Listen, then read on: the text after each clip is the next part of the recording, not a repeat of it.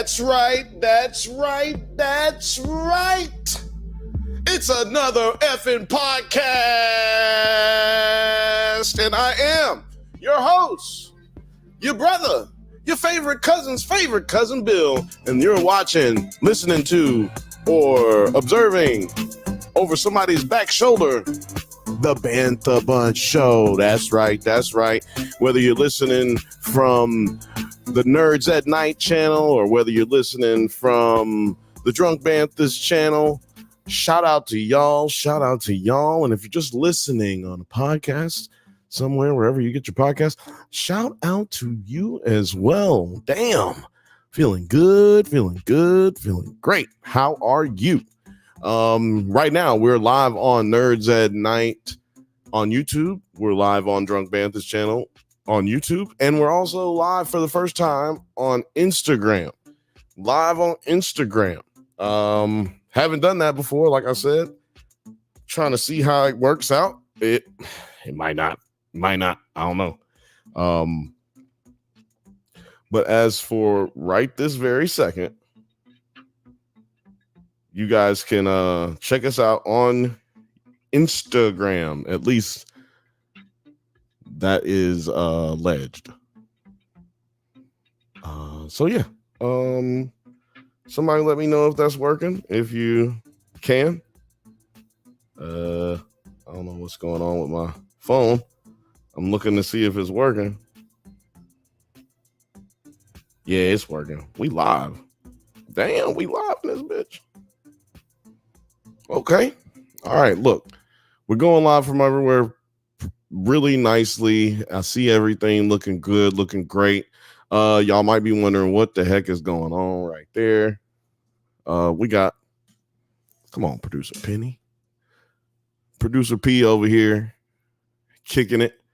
She fell asleep. She got tired. You okay? You okay? All right, cool. She's feeling good. We're going to bring her back in later. You know how producer Penny be doing sometimes.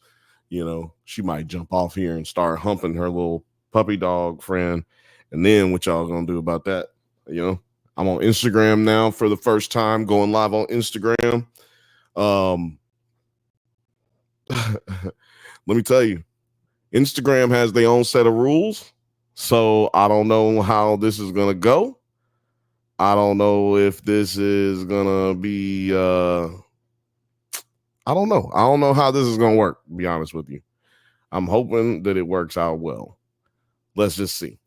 I don't know if the comments will be able to be seen from Instagram. So if you're watching from Instagram or if you're watching from, actually, no, if you're just watching from Instagram, shout out to you.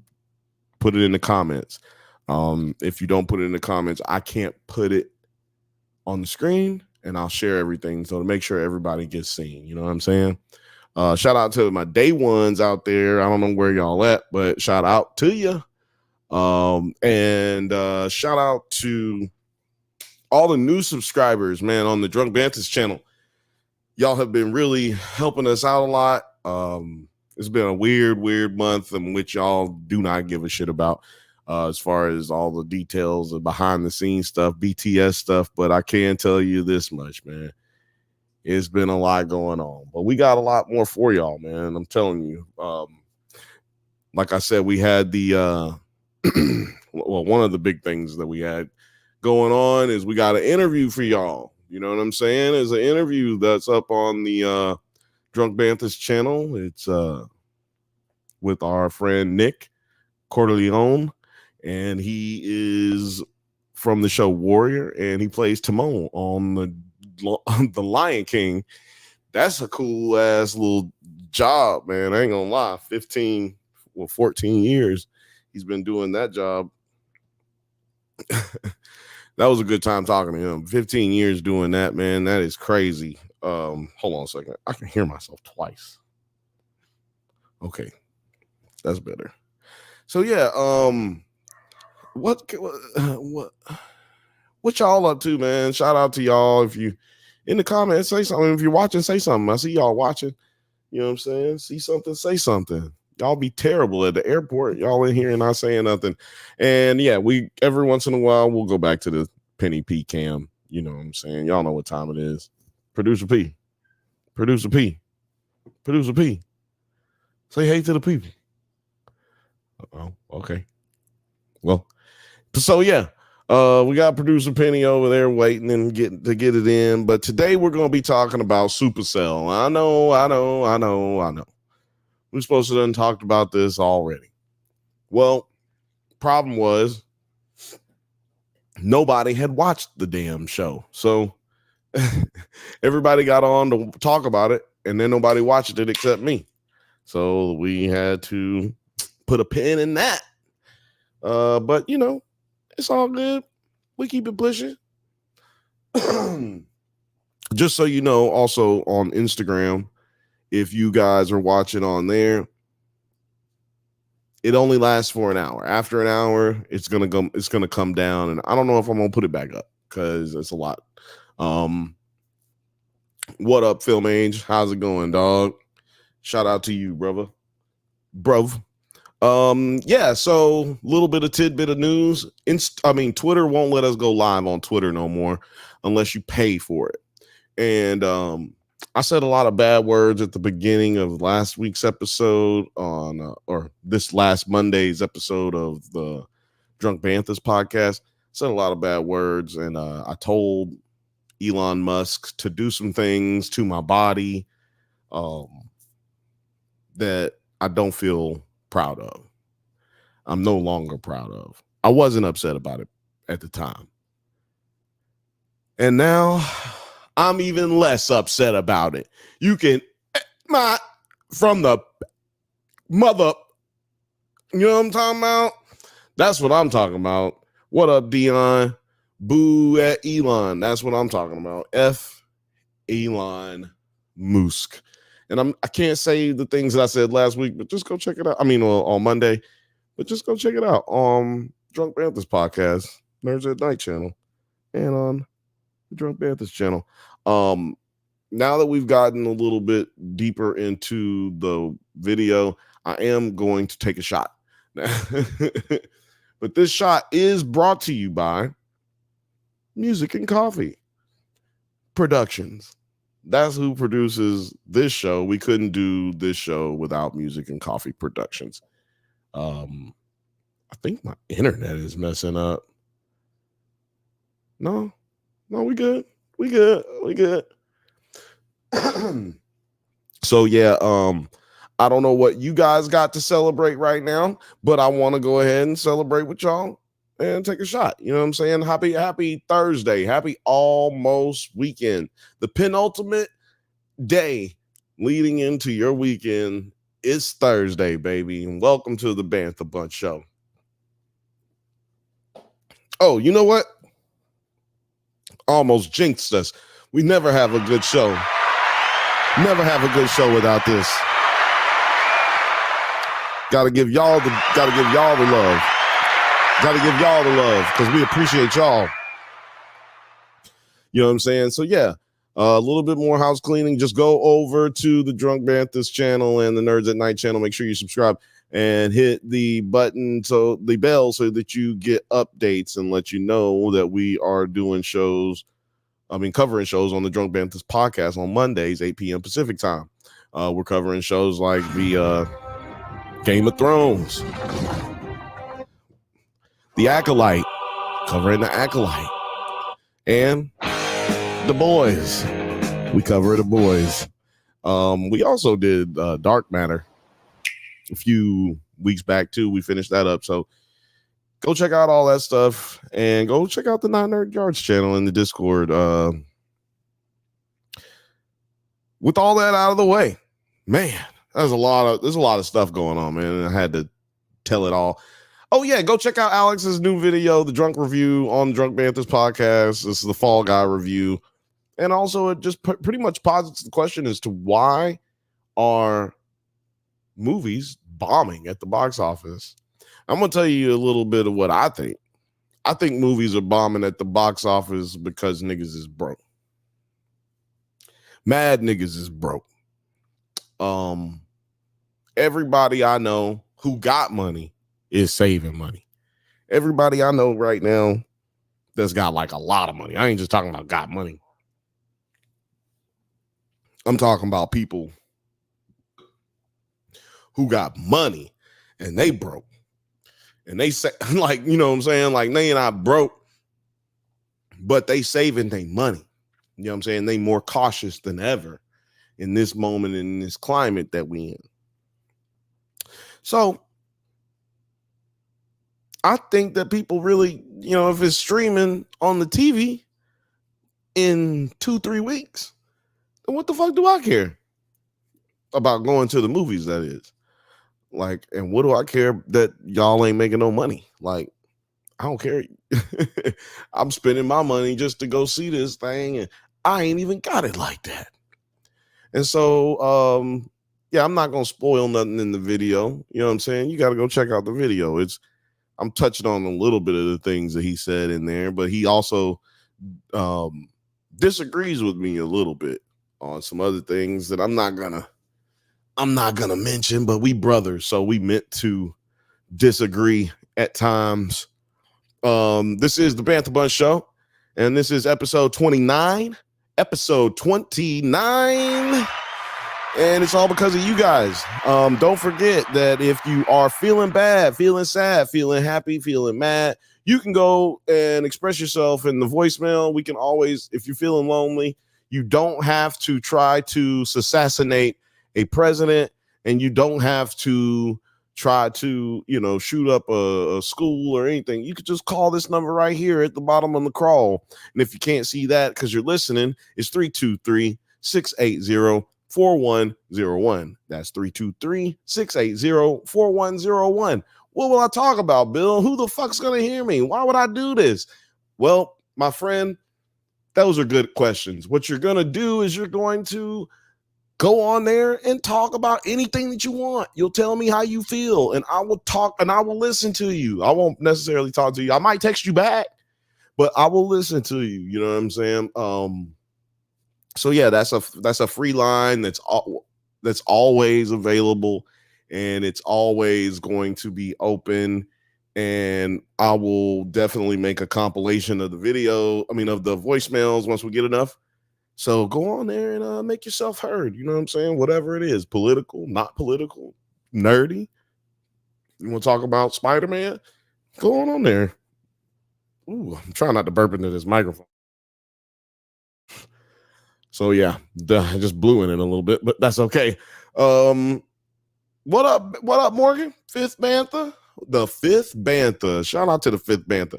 You know, y'all know how I met the Fifth Bantha? Y'all don't know how I met the Fifth Bantha. I met the Fifth Bantha moving into my house, my apartment. It's the first apartment that I had coming out of high school. And yeah, he was helping us move in. And we smoked a big old joint together right after that. That was before I was even smoking blunts. You know what I'm saying? I wasn't even smoking weed heavy like that. My Tiny Victory says, gentlemen, live long and prosper. Didn't call us nerds today. That's cool. But shout out to all my beautiful nerds out there. We about to get it in. I do want to talk about a little bit of news. I just found out, man, breaking news. Halo, the television series on Paramount Plus, has been canceled. It has been canceled off of Paramount Plus, man. And like I said, it's a huge television show on Paramount and well covered here at the Bantha Bunch. At the Drunk Banthas podcast. And man, I gotta say, I'm kind of disappointed. I can kind of see why it got canceled, because it's 2 seasons. It's like the most expensive television show budget out there. It's like a movie budget for Halo. So I can kind of understand why they getting rid of it. Paramount has a lot of issues right now. Don't know if you guys know. We kind of talk about business entertainment here on the Bantha Bunch. So I could kind of talk about it a little bit. Like, the Paramount Plus, I mean Paramount as a whole has been trying to sell itself off, or at least pieces of its self. For instance, they've been trying to sell BET for the last 2 years, and they finally ended up finding this partner that was going to buy them. And then what happened is the lady who owns the biggest stock or stake in oh man, so I got a clueless millennial dad. Shout out to you, big dog, and just let you know, can't see your texts. I mean your comments on Instagram. So if you guys are on Instagram and you're commenting and I don't comment back, that's just because I haven't seen it yet. Okay. But what was I saying? Oh yeah, Paramount Plus. I mean Paramount in general, the studios are trying to sell everything, right? And then they get to the point where they're getting ready to sell it. And then the lady who had the biggest share. So the way that this stuff works is, there can be many owners of Paramount, right? There can be many people on the board, but there's like certain people who have more stakes than other, and certain people might not have decision power. You know what I'm saying? And so the lady who is selling the majority of her, or she owns the majority of the decision power in Paramount, she was selling that. But for some reason in her mind, or at least she expressed recently when they pulled out of the deal with the company they were going to sell to, she said, like, look, I didn't know I was giving up my rights. No, I'm not doing that. I'm not giving up everything. I thought I'm just trying to sell y'all a piece of it. So, what do you want with that? If you're buying Paramount, why would you not want decision-making power? So yeah, of course, they backed out of the deal. And now, if I'm not mistaken, they are suing Paramount to get this bread. And why are they suing them? It's just they pull out of a deal. What could be the problem?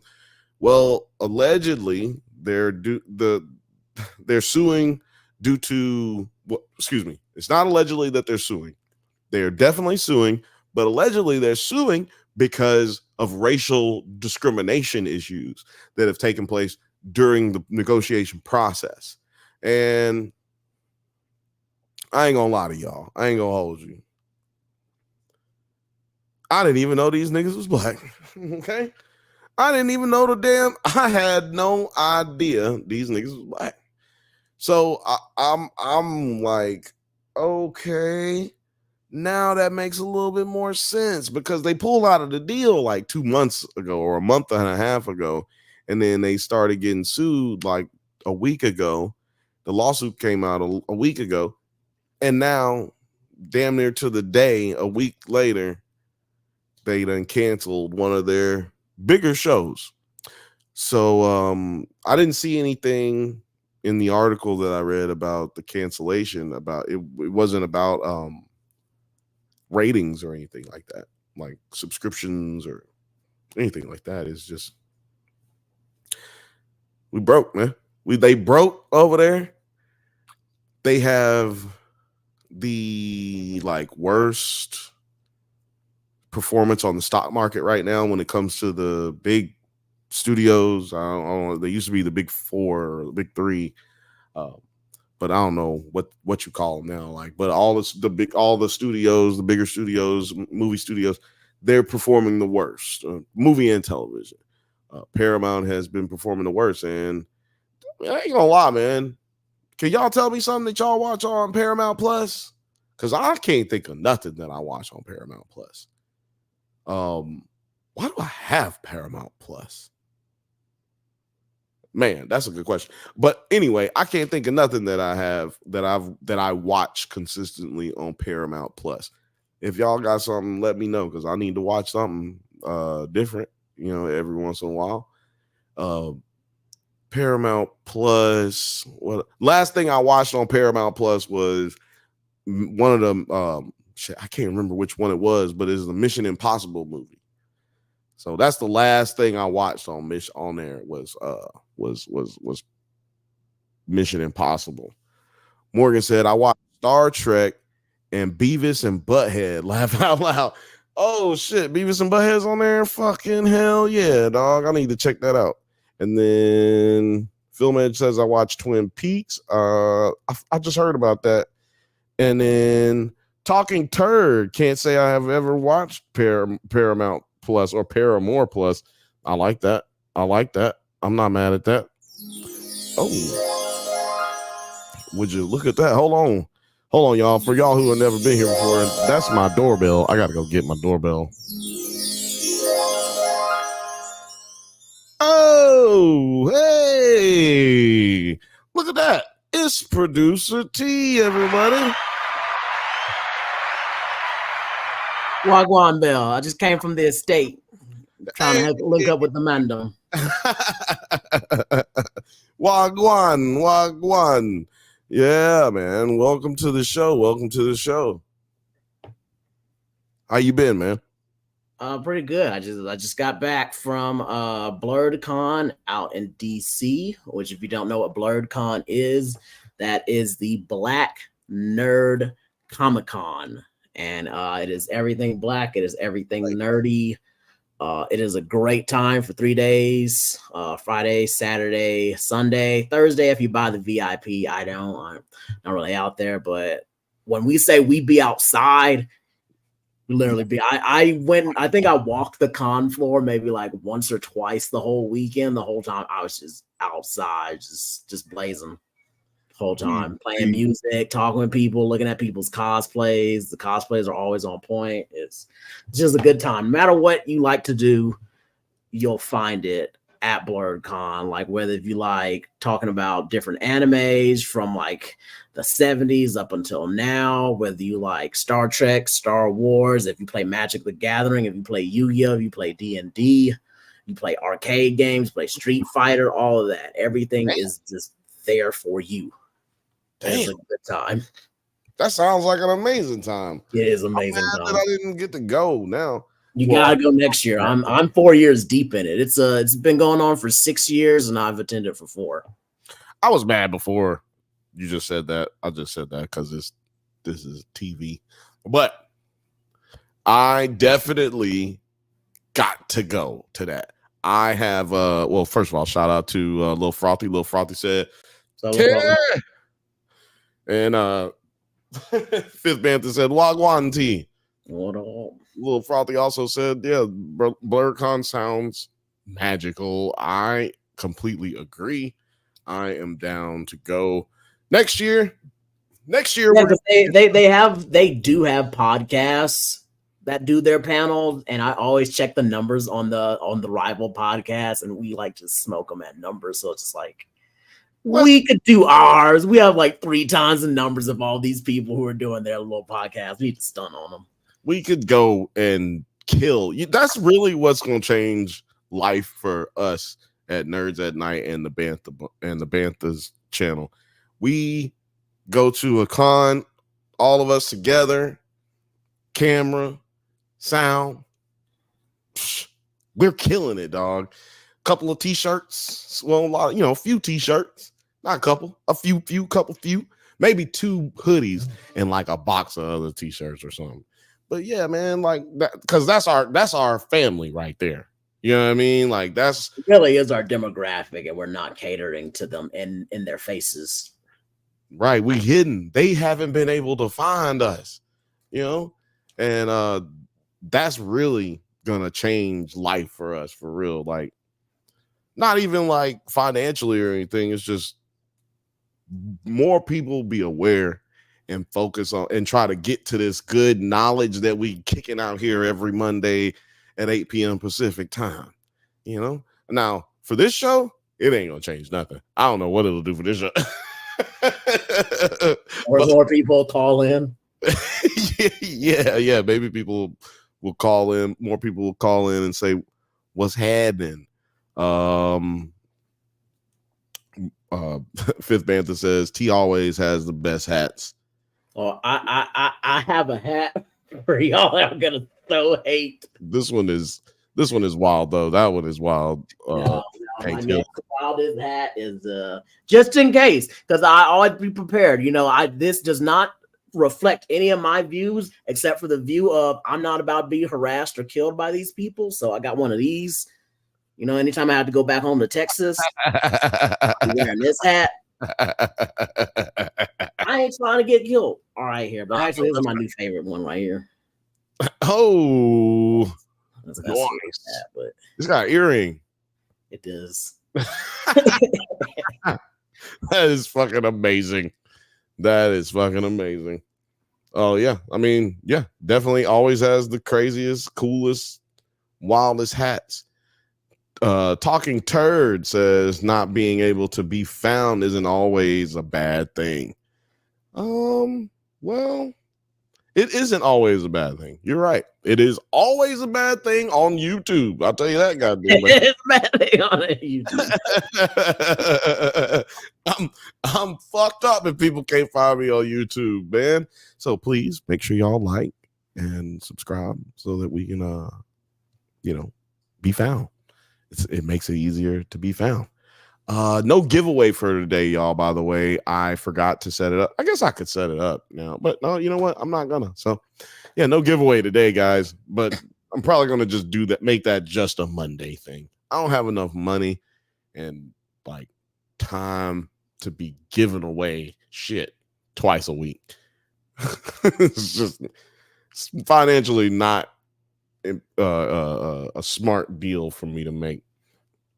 But yeah, man, did you watch Halo? I know you was like in on a couple of episodes where we covered it, but I couldn't remember if you actually talked about it with us or not. No, I didn't watch Halo. Yeah, man, they got rich. It got canceled. Got canceled. Looks like it could get picked up by another studio or a different streaming. What was it on? Paramount Plus. See, that's exactly what we was talking about when you came on. It was like I don't watch shit on Paramount Plus, really. Morgan was mentioning that he watches Star Trek on there, but I think I had it for a little bit so I could watch South Park when they were doing the new stuff, and that was it. I had it. Yeah, it was on there. Why was it on there and HBO? That's wild, right? I don't know. Some of these contracts are just these contracts are weird. Or it's like, especially, what one of the big discrepancies I hate is the anime contracts between Netflix and Hulu, where they'll get like Netflix will get like always get like the first parts of the season, and then Hulu will get like the later stuff that's airing like currently. So it's like you gotta watch between both of them. Yeah, I hate that. They used to do like, oh, we got it on this channel or this streaming service while it's coming out episodically, and then once it's over, then we put it out on another streaming service. Mm-hmm. Yeah, and that's the civilized way to do it, I feel like. But yeah, you've been getting a lot of just dump it over here, dump it over there. Shogun is an example of that. Good example of that. It's available on Hulu, but it's also available on FX. And if you're watching it on Hulu, you watch it a day before, then in the next day it comes on FX. That shit's crazy. Like, it's kind of counterproductive in ways, it seems. Like, I guess you can just count up all of the ratings together and just. I'm guessing it has to do with some sort of Hulu contract that FX has. Like they're giving like Hulu I guess maybe they're getting a kickback from Hulu, being like, hey, if you give this to our customers first, we'll give you more money if you don't release it, if you give us the first dibs on it before even you get it. Yeah. That's the only way I can see that would make sense, but I don't know, that's weird. Definitely only way that's the only way I can think of it making any sense. Oh, and to answer Fifth Bantha's question, he asked if outside if Supercell's getting a second season, and that is a yes. Yes, it is indeed.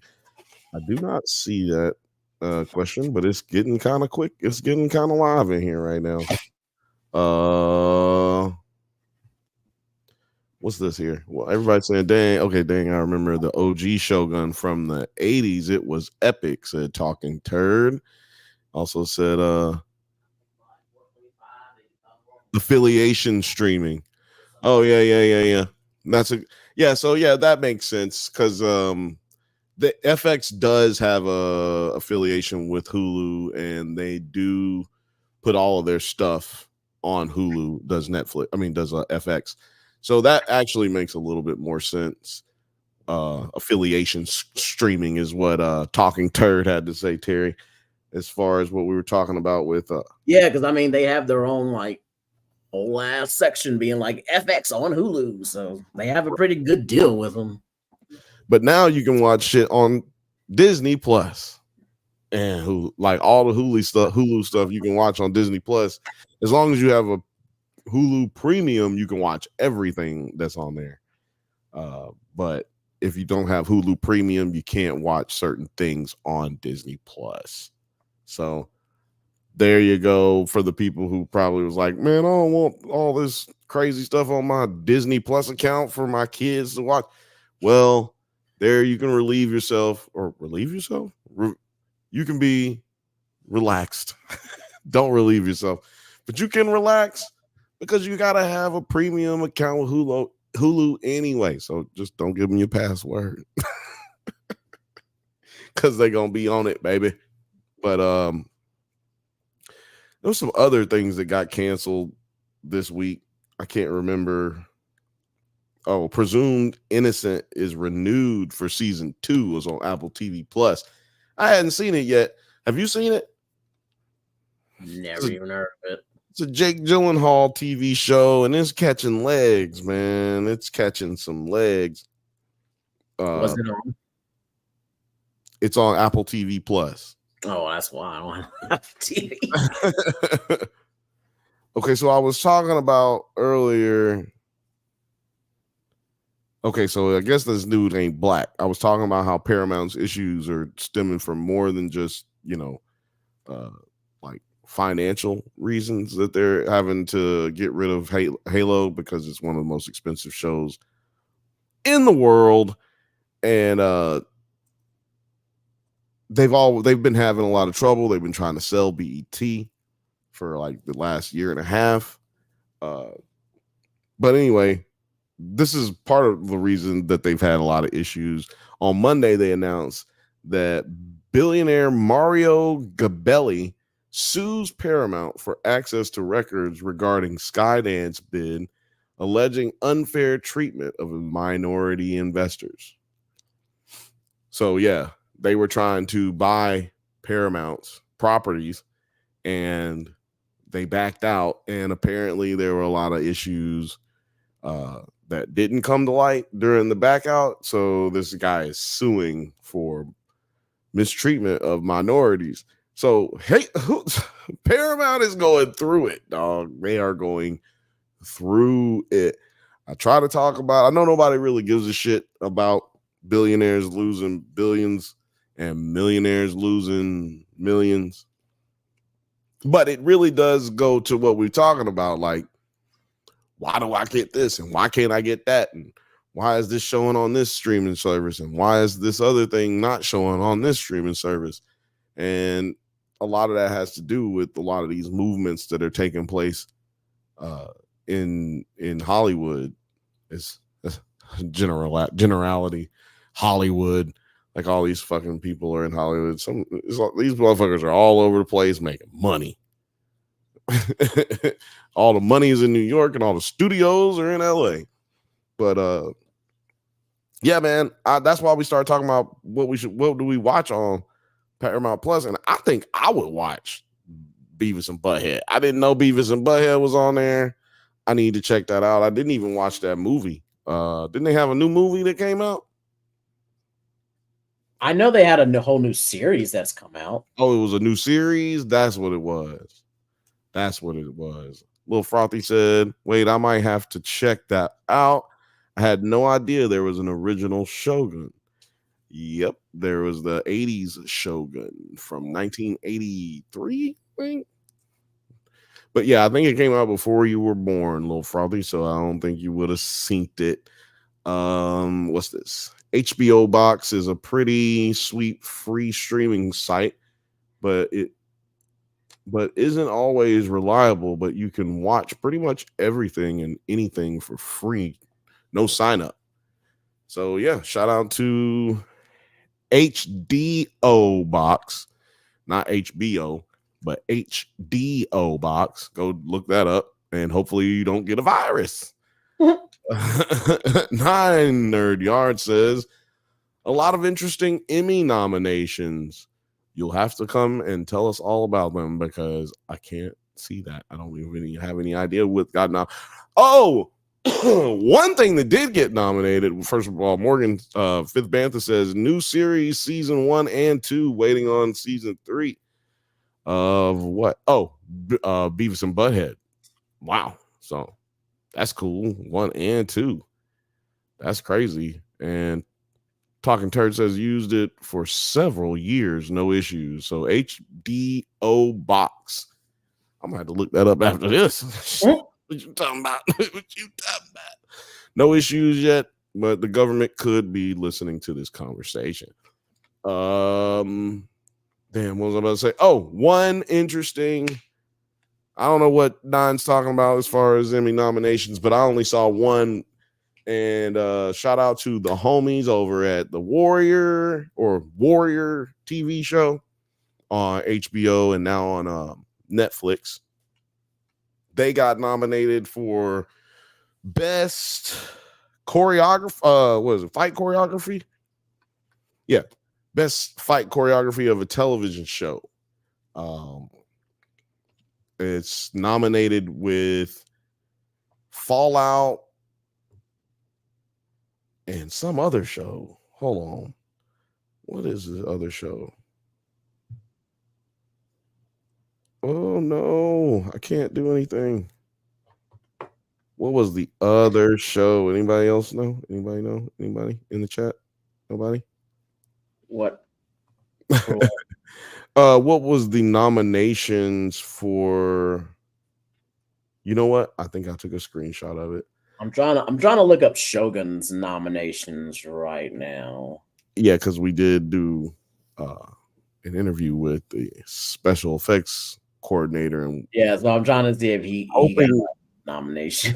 Yeah, I'm hoping he got a nomination. But yeah, outstanding stunt coordination for drama performing in 2024. And like I said, Warrior got a nomination, Fallout, FBI, Mr. and Mrs. Smith, The Rookie. So I've never seen The Rookie and I've never seen FBI. But I'd say Warrior has an amazing chance to win this. If they don't win this, then it's some Hollywood bullshittery, like some Hollywood fuckery, because excuse me, no, Lil Frothy said, did Hot D get any nominations? This is for 2000. This is last year's Emmy Awards nominations. So it's not. I misspoke when I said in 2024. That was my bad. Outstanding stunt coordination for drama performing. For drama programming. Select a nominee. Oh, sorry. The screenshot I had is from where you can vote. So I don't want nobody to I don't want to give away nobody information. But yeah, we go. Shout out to all the homies over there. We interviewed one of the stunt performers of Warrior. She Jenny Umbao. Shout out to you, girl. Appreciate you. She's a friend of the show for real, for real. And shout out to Nick Corleone. And I guess he did have some stunts. So yeah, man, some friends of ours are going to win an award, and that sounds cool. I'm happy for them. uh, Talking Turd says Hollywood is full of fuckery. The piano beat Goodfellas as best movie in 1992. You are absolutely right about that, sir. I ain't gonna lie. That is bullshit. Cause but you know, that's also discrimination. They don't like Italians in America, especially in 92. You know what I mean? Hey. It was a bad time, you know. Hey. Uh Lil Frothy said, still haven't seen the piano. Looks boring. Well, no spoilers for Lil Frothy on the piano. It was boring. It's an Oscar award winning movie in the early 90s. I'm telling you, all of them motherfuckers are boring. The best picture, all of them motherfuckers are boring. My mom used to watch the Oscars every year. Can anyone quote the piano? Says Talking Turd. No, nobody's seen it.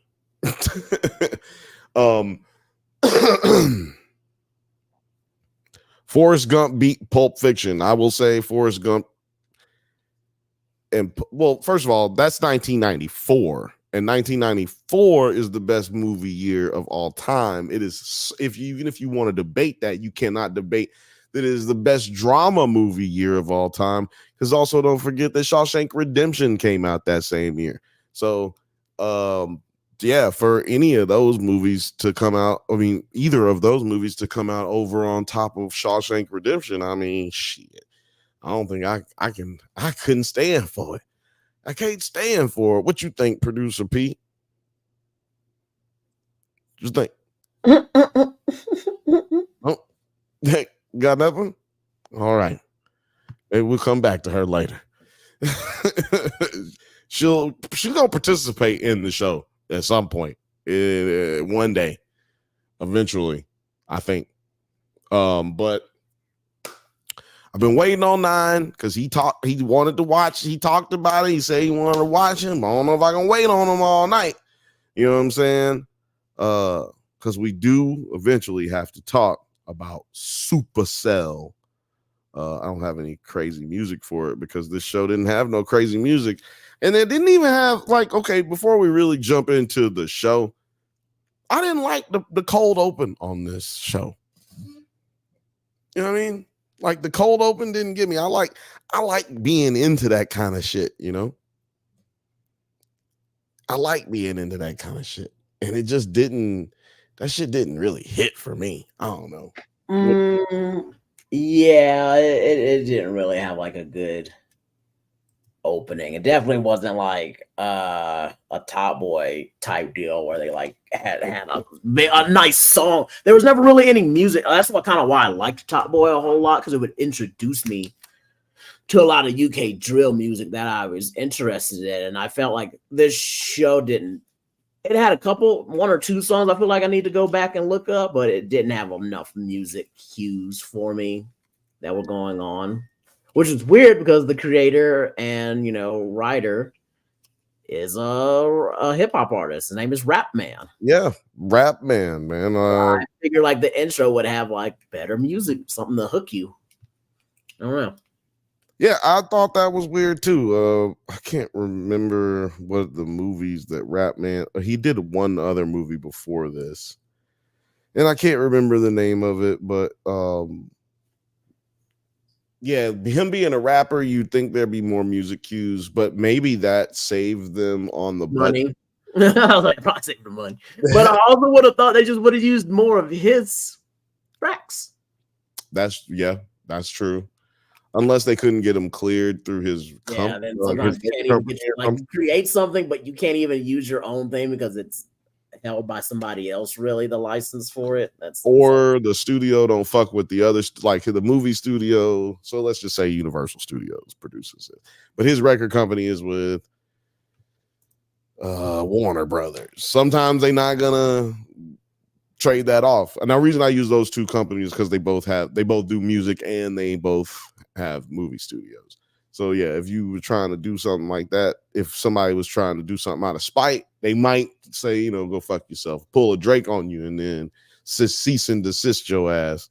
So yeah, you gotta look out for that kind of stuff. Nine says go on without me, so we will. You see. So I just looked up the Emmy nominations, and yes, Michael Cleat, friend of the show, it got nominated. Well, him and it's the whole team, but right. you know, he's the main supervisor, and everybody under him gets listed. But yep, he did get the Emmy nomination for Outstanding Special Visual Effects in a Season or a Movie for 2024. Yeah, we're in there, baby. I told him, friend of the show in there. I told him on the show, I Yeah. said, you gonna be the Emmy Award winning Michael Cleat. Yeah, And no, go ahead. no, I was just like, yeah, we told him, I was like, you're at least gonna get the nominations. Like, we know, like, you're gonna get the nomination, bro. Gonna get the nom. Now, this is what's dope. I was afraid he was gonna be in there with House of the Dragon. But see, it's too soon for them to get the nod.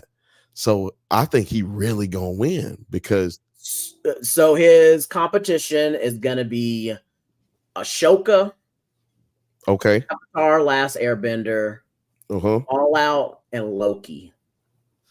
I don't know how Fallout got in there. I don't know how Fallout got in. That's Amazon money that got them into this nomination. They should not be in a nomination for a TV show that came out a month ago. Like it wrapped up 2 months ago, a month and a half ago. We were just talking about it on Mondays, 8 p.m. Pacific time on the Drunk Banthas podcast. So I don't understand how it even got nominated. I also don't understand how Warrior got nominated. Goddamn, Warrior's been off for a year. So I don't know how these things work, but I'm just happy that Shogun and Warrior got nominated. It's going to be Asian as hell at the Emmys this year, man.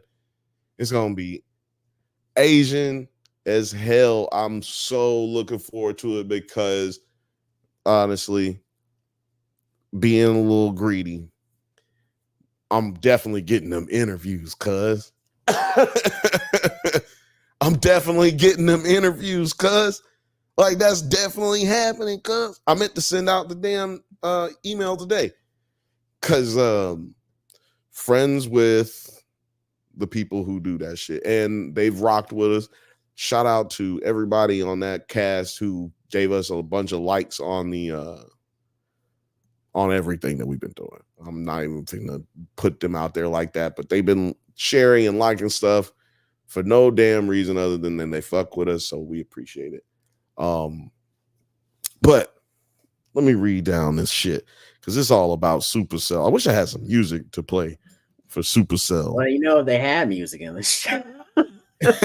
Right, like that's what I'm saying. Like, damn, I wish I had some music. Like scenes where they were in cars transitioning or at the club, and they were playing some like good music. I was like, well, turn it up a little bit. I'm trying to hear this music. I'm trying to like Shazam this shit, and you're not loud enough. Yeah, it just wasn't hitting like that. I guess I could do. No, that's too fast.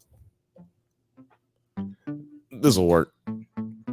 So, this show, Supercell, is a British superhero television series created by the rapper and filmmaker Rockman.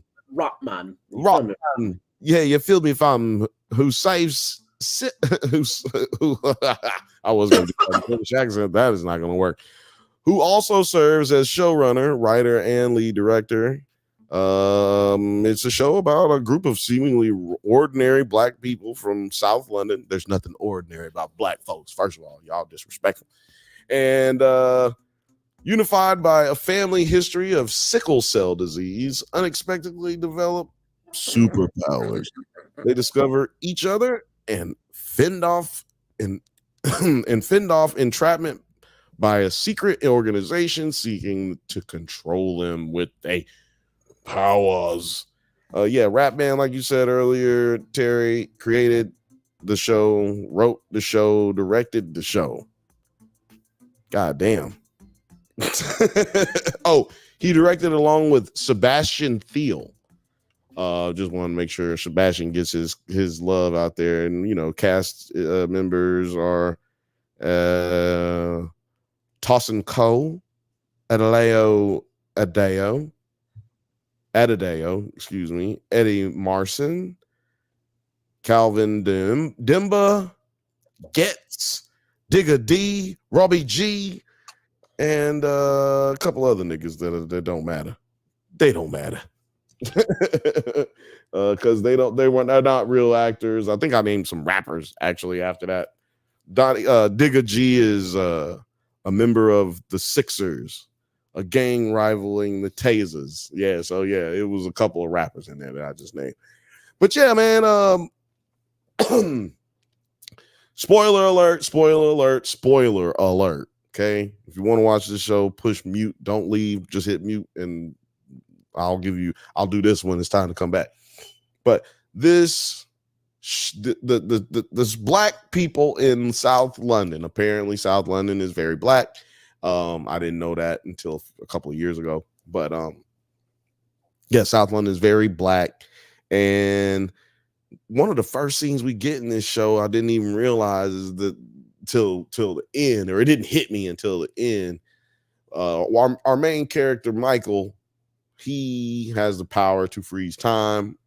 But before he figures that out, we see him with his mother dealing with treatments in the hospital for sickle cell. It keeps popping up. I think me and Nine were about on like the 4th episode, and I'm deep into a couple bowls, and I just go 9, sickle cell, Supacell. I think they're related. I don't think they just keep giving us PSAs for black people to make sure you don't have sickle cell. Because the whole time I thought they were just really just trying to bring in the message of black people. Make sure go get tested and see if you have sickle cell. And same. The first the whole time I just thought it was just a PSA, and not related to the plot.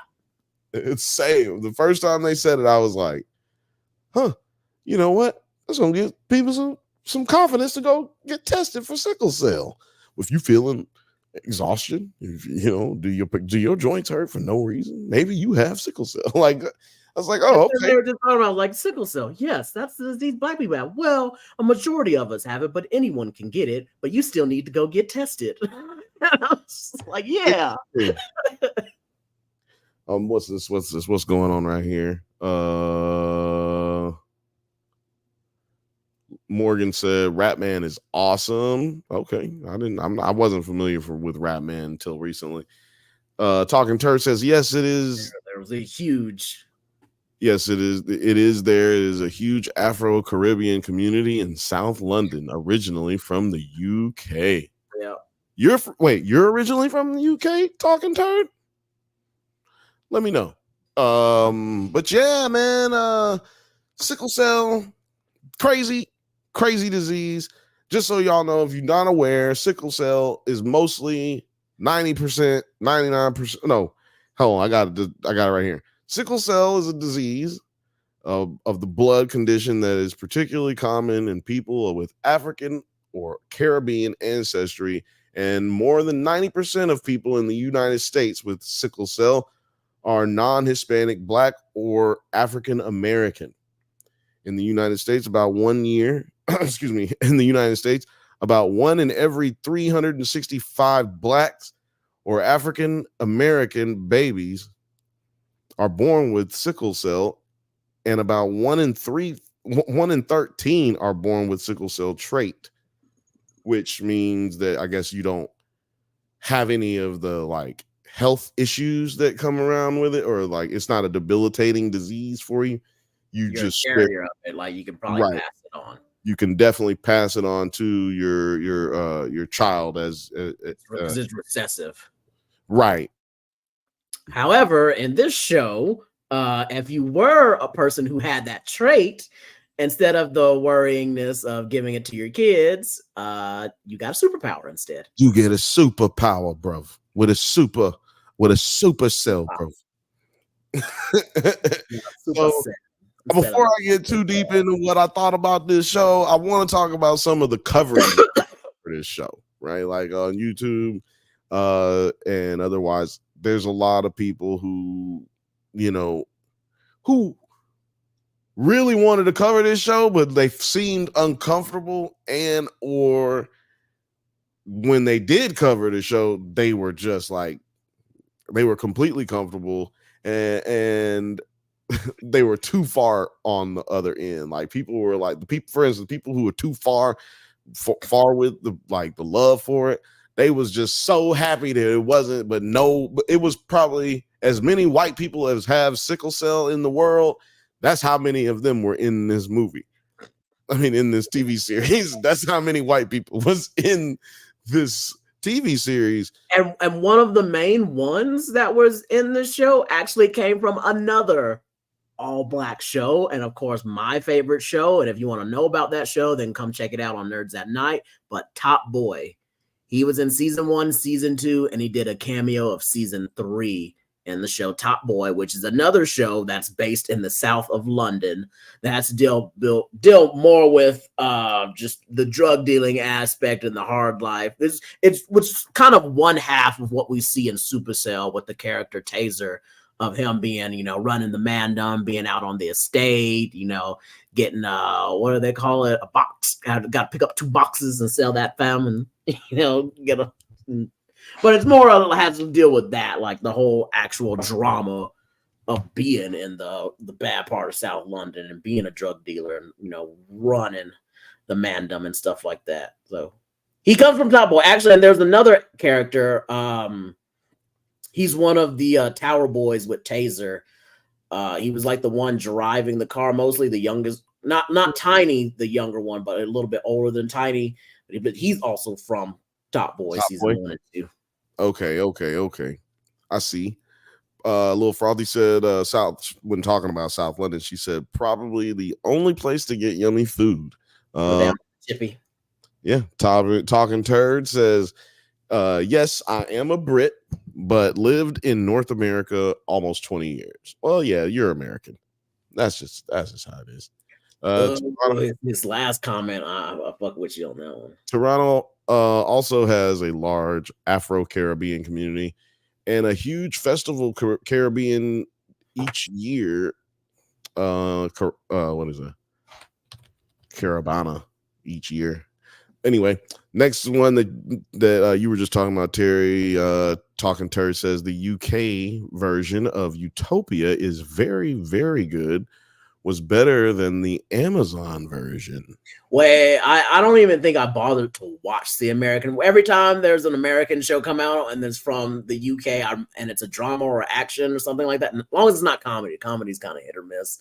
But I will watch the UK version first, and I watched the UK version of Utopia, and I'm so sad that it ended and they didn't give it more seasons, because another one of my favorite UK actors, Nathan Stewart Jarrett, is on there, and he played in another UK show that I loved a whole bunch, and that was Misfits, which Supercell reminds me of Misfits because it's like random, dirty South Londoners, white and black, just get superpowers and shit, just a bunch of. See, I want to ask you about that because you were saying you don't ever watch shows that get remade over here. Would you watch a remake of Misfits over here if they did it? I remember they were talking about it, and I was thinking, I was gonna give it a shot, of course, but I didn't think I was gonna enjoy it as much as the UK version. Right. Talking Turd says the UK don't got many actors. And, but the ones you do got, I love seeing them and shit. Because who made it big that was also in Misfits? He's in the Ramsey Bolton. Also, not just Ramsey Bolton. That's another one. That's one. Oh, God, there's so many of them that came. And then the other dude who was in The Preacher. Umbrella Academy. Hold on. And the dude from Preacher, I forgot he was. Yeah, I remember he got carried. I loved him. Who's the one from Umbrella Academy? The one that could talk to dead people. Oh, Remember, he was he's the one who died. Wait a minute. So yeah, he was the best one in Misfits. yeah, so wait, that's what everybody does. Is that what he does in everything he's in so far? He just dies. He's the dude that can like die and have death power. Yeah, he got carried over with the same fucking power, and I was like, that's funny. Wow. Like, he's good as shit. Wow. So yeah, we just named damn near everybody that's on Misfits. No, and you know who fucked up their shit was the girl who played Kelly. Which one played Kelly? Which one was Kelly? The black girl? No. The white girl with the real thick. God, couldn't really understand what she was saying most of the time because her accent was thick. You know what I'm saying? But she's not a flag. Her. She fucked up her career. What did she do? She is apparently racist against Pakistani people and got an altercation with a taxi driver she beat up and was yelling racial slurs at him after she had just won her BAFTA for Best Actress for Misfits. Like she definitely had the most stardom power, and we would be seeing her in so much shit. But that's why you don't see her in so much shit. I need to rewatch Misfits because I can't remember that girl. Kelly, like she was the super British one that was like a slag. They said. Right, I just remember the black girl. That's all I remember. She's been in a few things, not as much as the guys have. Right, and then the black dude, I ain't seen him in nothing. He was in Candyman. I didn't see Candyman. You talking about the newest one? Yeah, I didn't see that one. Yeah, Alex watched that one. I ain't seen that one. He is also in. He just did something. Talking Turd says, if you like comedy, you should check out Peep Show. It's possibly the funniest UK comedy. I've watched Peep Show at least three or four times over. Shout out to my man Super Hans. That was my favorite character out of all of them. And I love the way Peep Show was filmed. It is always from the first person view of one of the two main characters. Their last name is Mitchell and Webb. I want to say like David Mitchell and something, maybe John Webb. I don't know their UK names, but their last names are Mitchell and Webb, and they're a comedy duo. And that was like one of their first major shows. It got nine or 10 seasons. Oh, I feel like we should just have a show about talking about UK shows because a lot of them are always all interconnected too. I love UK shows. I love UK like black UK shit. You know what I mean? Like, and I like what they call your cousin? I have so many questions because Billy Piper is one of my ex-wives right there, future ex-wife right there. Oh, hold on. I thought he said I'm from the same town as Billy Piper. And I was like, yeah, for the listening audience, Talking Turd said, I am from the same town as Billy Piper from Doctor Who. My younger cousin used to date her when they were at school. Film Age says, what up, Film Age? You jumping in here. Spaced Got's the funniest UK crown. I kind of misspoke when I said, UK comedies can be wishy-washy, but my favorite UK comedy was an old show that just got renewed for another season after being off the air for like 15 fucking years or some shit. But Red Dwarf is coming back and they're going to have a new season and I'm so pumped. That was like the first show that made me a stoner and one of the first shows that really got me into Netflix. And this was during the disc age. Of Netflix, because I remember this show coming on when I was like 7 or 8. It would come on like PBS, and me and my dad would watch it. And I was like, Netflix had all the seasons, and I would get each disc, like week by week. I would get my new disc, and I was like, oh yeah, time to smoke a bowl and watch some. It was my litmus test to see if I was high, because if I watched this show sober, it really didn't make me laugh. But when I was high, and I could tell when I was high enough, because then everything would start cracking me up about this show. Talking Turd says Spaced also is great, but Peep Show Peep Show. Okay, look, Yeah, y'all. yeah, I gotta, Peep, I don't even know nothing about Show. Peep. Peep Show is too funny, too anxiety. It's yeah. You gotta watch it. You're gonna relate to it. What's this here? Talking Turd says I could be willing to be a guest. Yeah. We have to vet you for a little bit, and it's someone that's ruined the random guest appearance. Yep. On our show, so now we have to vet people, but We have to vet. You're passing the test so far.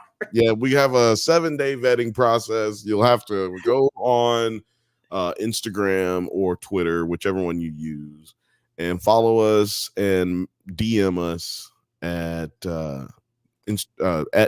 drunk banthas at drunk underscore banthas on Twitter and at drunk banthas on Instagram, and we can vet you. And that goes for anyone, by the way. You want to be a guest on the show, you better have something to fucking talk about, one. And then two, you gotta send me a message on one of those two socials. They're at the bottom in the description, if I'm not mistaken. And yeah, do that, because if you don't do that, then I gotta vet you. Can't just have people on. He says Doggy Turd says, I have been a YouTuber for almost 10 years. Damn, that's a long ass time. Yeah, we would love to have you on. Don't get it. Yeah, you talking UK shows. That's a good one. I can't let absolutely. that by. We could talk UK all day, bro. We can talk it all day, bro. You're so mad at us for doing those damn things. Yeah, look, you're gonna have to deal with these fake British. Yeah, deal with our terrible British accents. I got friends in Nottingham, though. I got friends in Nottingham, for real, bro. You get me? Shout out to Jonathan and them.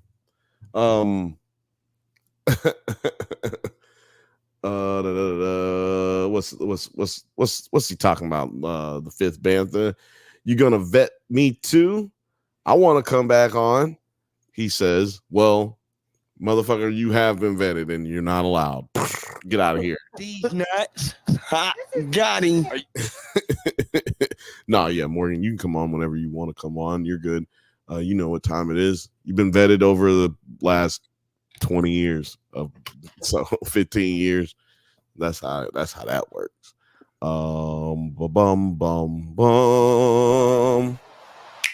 So yeah, we get back on track. Our main character of this show, I don't want to say that there's a main character of this show, right? Like it's divided into four. Yeah, 4 or 5, really. Is it evenly divided, or do you feel like Michael's dominating? I feel like Michael's more of the main character, but everybody else gets some time. But he's more of the. If I'm gonna say they're the main character, it is Michael. But yeah, there's still more like 4 other more stories that get their time. Yeah. Michael. I didn't never hear them say his last name, but it says here his name was Michael Lasaki, a delivery driver and a super with the ability to teleport and manipulate time. I think his powers are pretty much the most OP ones. I think he has the most powers too. He is the only one, at least at this point in the game. Actually, no. So yeah, he is the only one in this moment when we first start from the point of view of this time period that we're in the show, because when he goes to the future, the speed dude, he has the ability. What's his name? Rodney. I think Rodney's one of my favorite because I love his accent the most. I love Rodney. I loved him. Yeah, he was, and because he's partners with my other favorite actor, Jim, or I guess Spud. Spud is his name in this show. Yeah, Rodney is played by Calvin Dimba. He shows that he has the ability to not only be a speedster, but he threw some kind of like electric charge when they went to that future version of themselves, or when Michael went to the future and saw themselves in the future. So that was a little OP, you know what I mean? Like he might, or they might all develop more powers. And he can heal, so we know that for sure that he has the He's not speed super healing healing. factor. Yep. He's regular old Black Flash. And if this was the 70s, that would be his name, is Black Flash. Black Flash. But yeah, Michael is tasked by his future self. Well, first of all, after being killed by their friend or a future friend, Teo, he he goes back in time to the point right before he meets Taser, and Taser stabs him to death, and he convinces them that his Taser and his buddies not to kill him this time. But he doesn't know how it really happened. He's confused. He don't, superpowers. I don't know. Is it a dream? Like he's having deja vu. Right. But then he ends up going back in time to the future while he's just about to try to get some dussy. He's about to try to do some, you know what I'm saying? He just proposed to his fiance, and they just, it's about to go up. You know what I'm saying? Life is good. But then he goes to the future, sees his future self and his future friends, his future super black friends. And we're not talking about nobody in Atlanta, y'all. He's still in London in what looks like almost like a apocalypse. Very empty. Very empty. No destruction, really. Just empty. And so they go there, and he sees them fighting, and his future self warns him that his girlfriend Dion, or now fiance Dion, will die 3 months from the day that he has proposed to her. Now he has the opportunity to save her, but spoiler alert, he ends up speeding up the process of her dying. Actually, it's like this bitch died before 3 months, way before 3 months. I don't think he got outside this week. He was still in the same week. Niggas is dead already. Yo,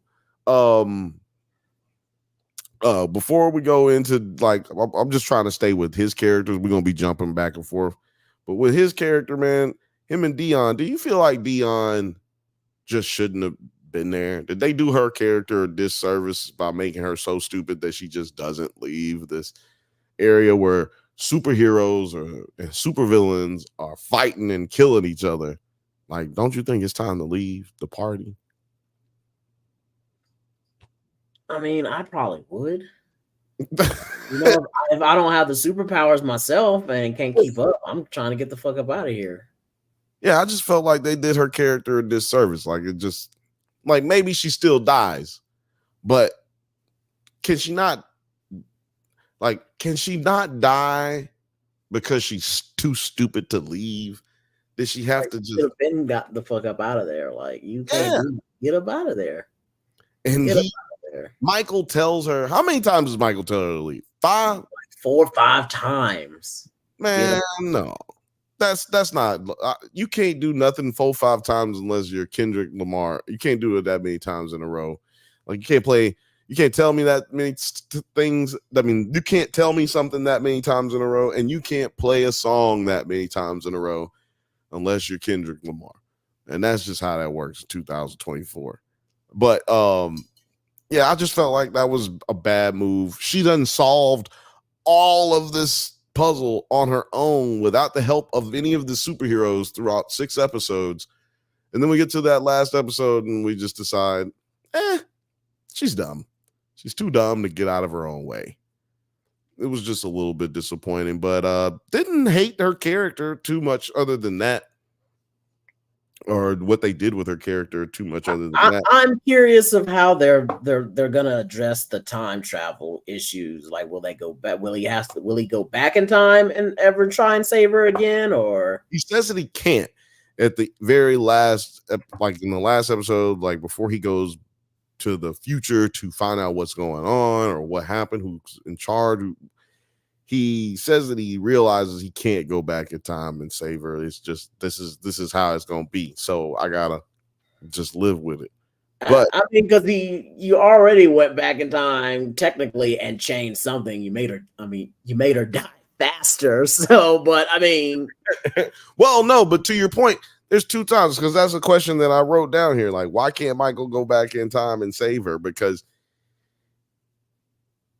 2 times in this series he dies. Once at the first episode, almost 3 times that it has saved him. What was the 3rd time? I just remember him dying at the beginning when he meets Taser, and then he goes back in time and boom, I'm not dead.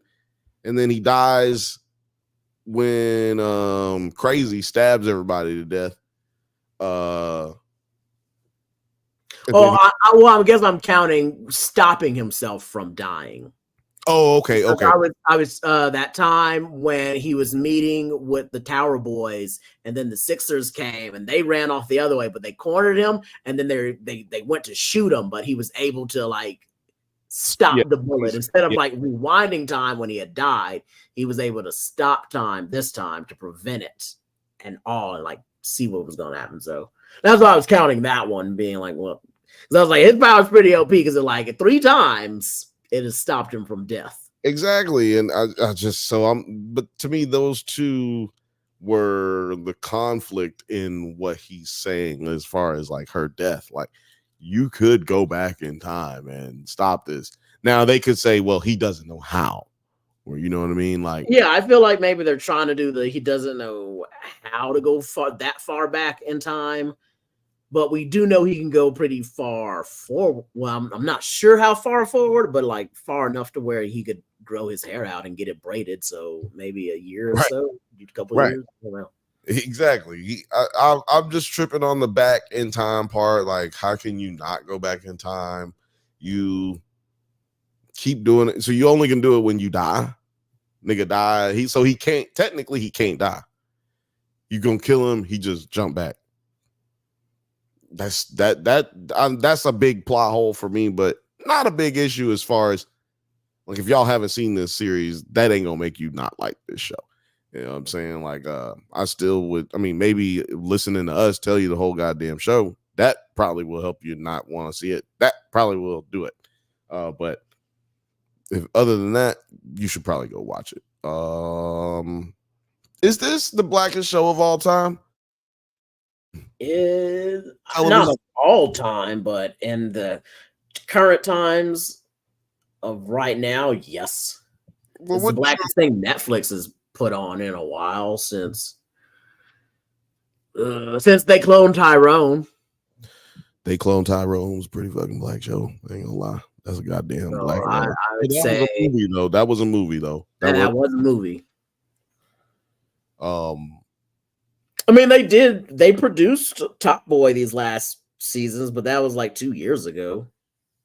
But are there like, so I was able to count, let me do the counting of the white people, okay, that are on screen, like in focus. Okay, we got the 2 bosses of what's her name? The girl with the like Jean Grey powers, not psychic powers, but she got the telekinesis. Telepathic, yeah. She got the telekinesis, and then she sees 2 white folks. We see one white lady that ends up being the antagonist that we find out later, and then we see the white man that is at the dinner table looking all like at the when Michael gets engaged to Dion, he's like looking all at the, he's like, what you gonna say, girl? What you gonna say? So that was him. And then the other antagonist, the white guy who is and then the white guy who comes in and kills Crazy at the end. So, or allegedly kills Crazy. Maybe Crazy's still alive. Who knows? He comes in and shoots Crazy. We can say that much. But yeah, that's 5 or 6. 5 or 6. You can see if you even can include the dude. He might have been black. I don't know. I'm pretty positive he was white. But yeah, 5 white people in 6 episodes, bro. That's a lot. Excuse me, that's not a lot, but that's a lot of black folks. That's a lot of black people. I love it. I think this might be the blackest show of all time. I have to go back and watch Roots and see how many how many white folks was in Roots. I guess. Well, you know what? Like you said, in modern day, it's the blackest. Because now that I'm thinking about it, you do got Good Times. Good Times had like no white people on it ever. Man, it's the new one or No, first of all, I ain't seen the new one. I don't know nothing about the new one. I don't know nothing about the new one except for I ain't watching it. But I'm just talking about the TV show. I don't remember no white people in that show. Now that I'm thinking about it. Yo, y'all let me know. Is there any white people in Good Times? Put it in the comments.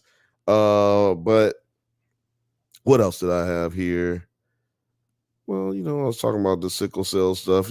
Sickle cell people with sickle cell typically live normal lives, with the trait, the SCT, sickle cell trait.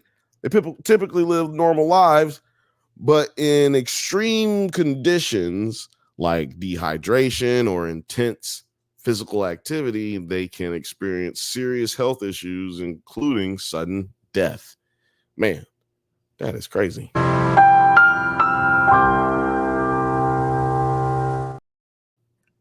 random deal.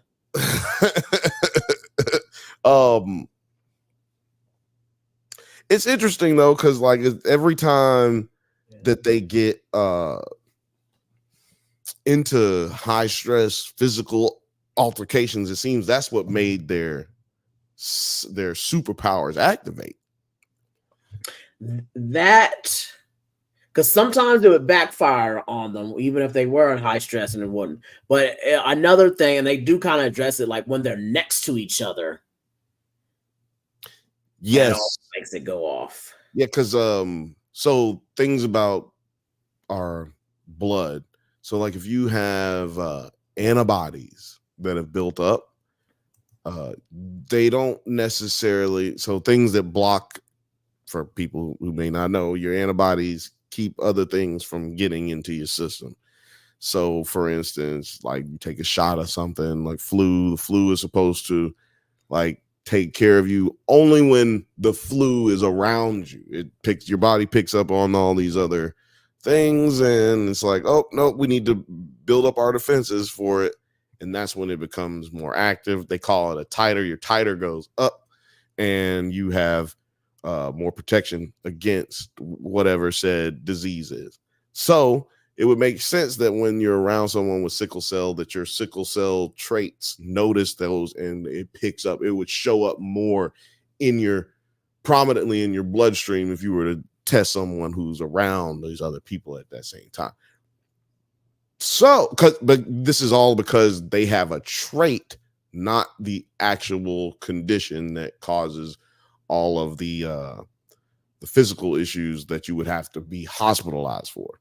So it's saying here that the traits, people with the trait sometimes experience like exhaustion from physical activity.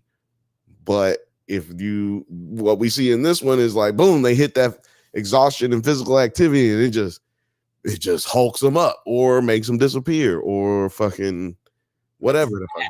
Makes them fast. So that was cool. Which was your favorite power in this TV show? And you can keep it to just our main characters if you want, because there were a few powers in this that were pretty crazy. If you want, you can use anybody if you want. I want to say Michael's power is really the most. That's the most OP one right there. I mean, he can stop time, stop certain people's time, not just like he's frozen or one. Like he can just be like, no, you right there, you're stopped in time. I thought that was real cool. Like he just pinpoint it. He can teleport. Oh, that's really good too. Just teleporting. Yeah, and he can prevent his death. So like.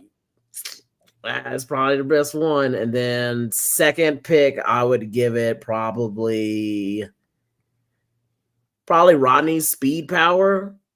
That looked really good and fun. Yeah. There's a healing factor to it too. So I was like, yeah, that's pretty OP. Yeah, you don't need old girl's healing power that they had locked up. You don't need her healing power because if you got Rodney's power, you know what I'm saying? You already healed. I don't worry about nobody else. I'm trying to, I'm worried about me. And then speed in general, that's fun. He's able to later throw an electricity speed ball at you. So that's cool. Like, yeah, that would be great. But you're right. Michael got probably the best power, even though you don't even be thinking about that. Like, motherfuckers ask you, you've had people ask you plenty of times, what's a superpower you most want? Nobody really ever says the ability to freeze time. Or It's a weird. It's a weird power. It's creepy. Like there's this skit I watch of this YouTuber, and he has like this weird character he plays. They're like, "Oh, what kind of power would you want?" And he just busts in the room and was like, "I'd freeze time." I was like, "You would pick that power because you're a fucking weirdo. Like, why? What are you gonna do when people are frozen? What are you gonna do?" It's like, I don't know. Experiment. I'm just like, get the fuck out of here. Why would you pick that? Because it's a weird power. Like, why are you freezing time? Why do you need to freeze people? What are you doing with them? The only thing that I can think of that I would do with freezing time is, because I know you didn't say this is the power you would want, but like the only thing I can think of that you would do with freezing time is like, or being able to manipulate time, go into the future and like find out bets early, or just find out, who won this and who won, and then come back and be like, bing, I'm about to get all this bread real quick. I'm putting 70,000 on whatever whatever it is. Yeah, you would buff what was his name? Biff Tannen? Biff it. Yeah. I'd biff it. You pull a Biff. I'm pulling all the Biffs. I'm pulling every Biff.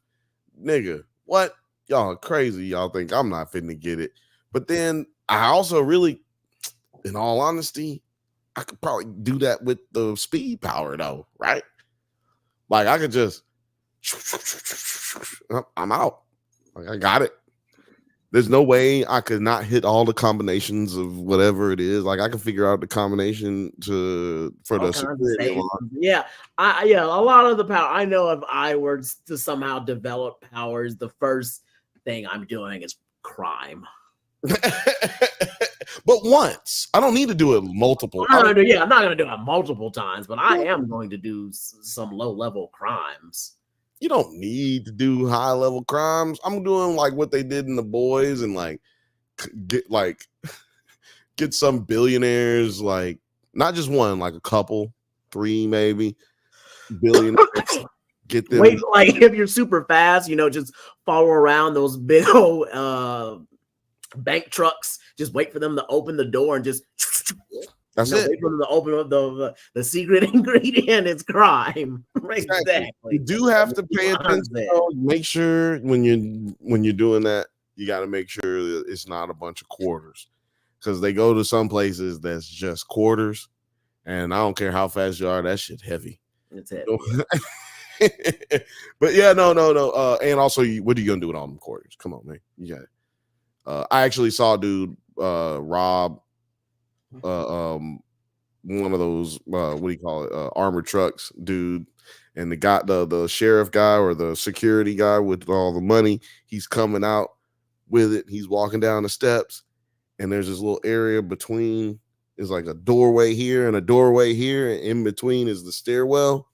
So like he caught him in the stairwell, like he was the shooter, because he had a gun. The shooter, the thief, he caught him in the stairwell, and he was like, boom, give me the money. So he takes the bags, and then the security starts shooting at him, and the dude gets so freaked out, and the bags are so heavy, he just throws the bag down and like just takes off running out the door. That shit was so funny, because like I wasn't right there, but I was like right there, and I'm like, yo, this is crazy. This is a crazy ass day. I'll forget about that shit sometime. But yeah, you got to make sure if you're robbing an armored truck, make sure it's not a bunch of quarters, because you will be very mad. I'm sure that dude was pissed off. But yeah, man, if you got speed powers, just blow the doors off something and get that bread. Like that's it for me, and I'm out. But I also think I if just thinking like if I got powers, how many other people might have gotten powers? Does the government already know? And should I just really just kind of turn myself in and be like, hey, I can help you catch the rest of these motherfuckers. Like, what's up? Give me a job. exactly. Like would I be the dude? Be like, I think I work for the government already with my superpower. I'm not trying to be no hero or the rebel. That shit works in the TV shows. It's the real world. If I got powers, there's other people with powers. I'm gonna be like, I'm Patriot Man. Like, what's up? I got a military background. Like, don't put me in the tanks or nothing. Let me do my thing. I know they got other people. You don't want Russia with superpower people. Come on now, give me a job. I think I would take a government job if I was a super. Right, I do. I take a government job. Fuck off. Right. I'm American. What's up?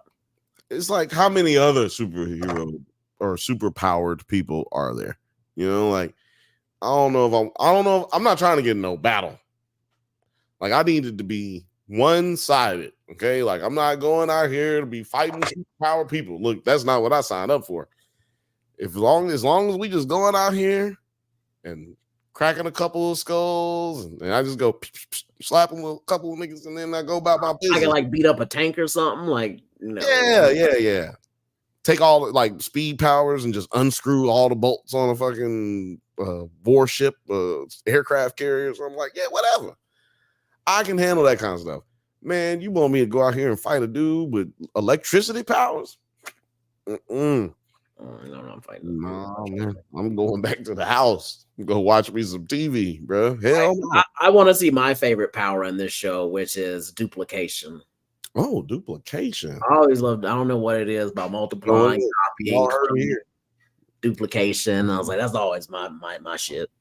I feel like that's one of the powers where you be like, yeah, I'm not gonna die either. There's so many of me, and I have them hidden everywhere. Like you ain't gonna get all of us. Ain't got nothing to do with his clones, ladies and gentlemen. Got nothing to do with his alleged clones. It's like with enough money, I'd make some of my duplicates not even look like me anymore. You know, they would just hide them. Yeah. I think okay. It's like, oh girl, I was so glad that they revealed that Kate duplicate was just like, oh, this whole time I had another one just stashed away. I didn't. How dumb do you think I am? I was like, good. That's what you do with that power. You got to stash one, at least one.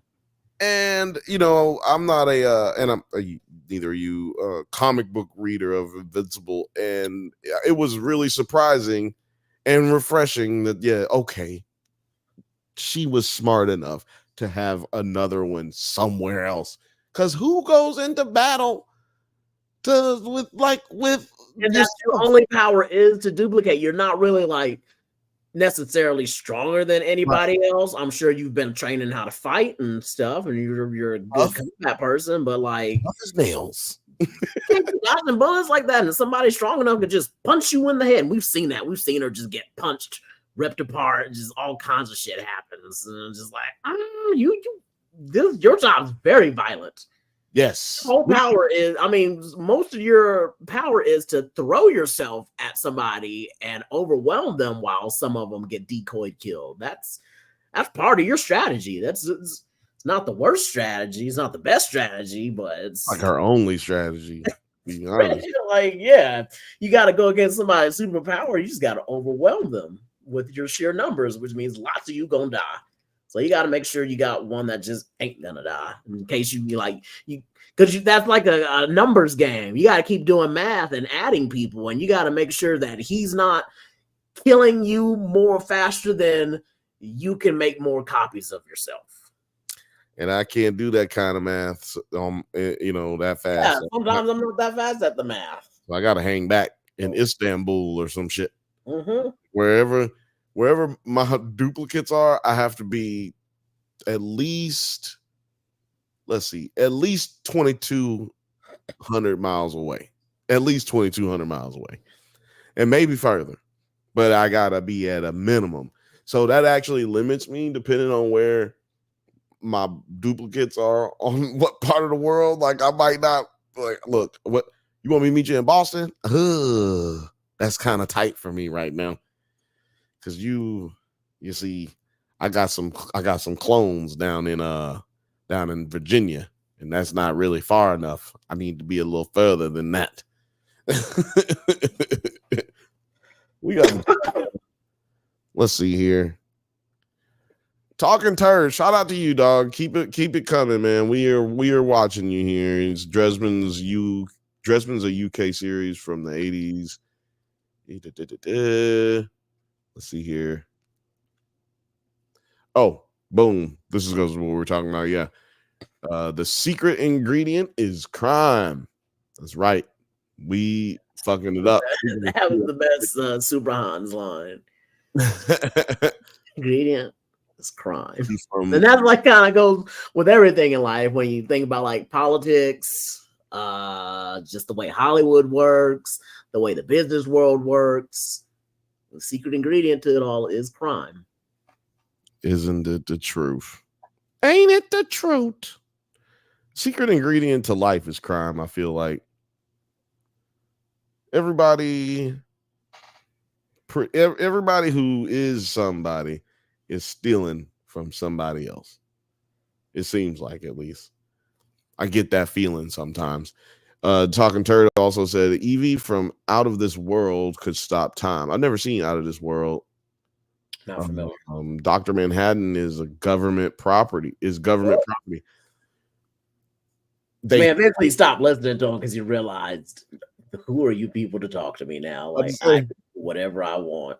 They thought he was government property. He also said, I liked the dude in Mystery Men that could turn invisible, but only when no one was looking. Yeah, Kel from Kenan and Kel, he did that. Kel Mitchell. Excuse me. And A Mystery Man is such an underrated superhero movie too. It's one of like the ones I would credit along with Blade to bring the superhero franchise back. Mystery Man? Yeah, Mystery Man. Watch Mystery Man. Do y'all have a does it holds up for Mystery Man, or is that something?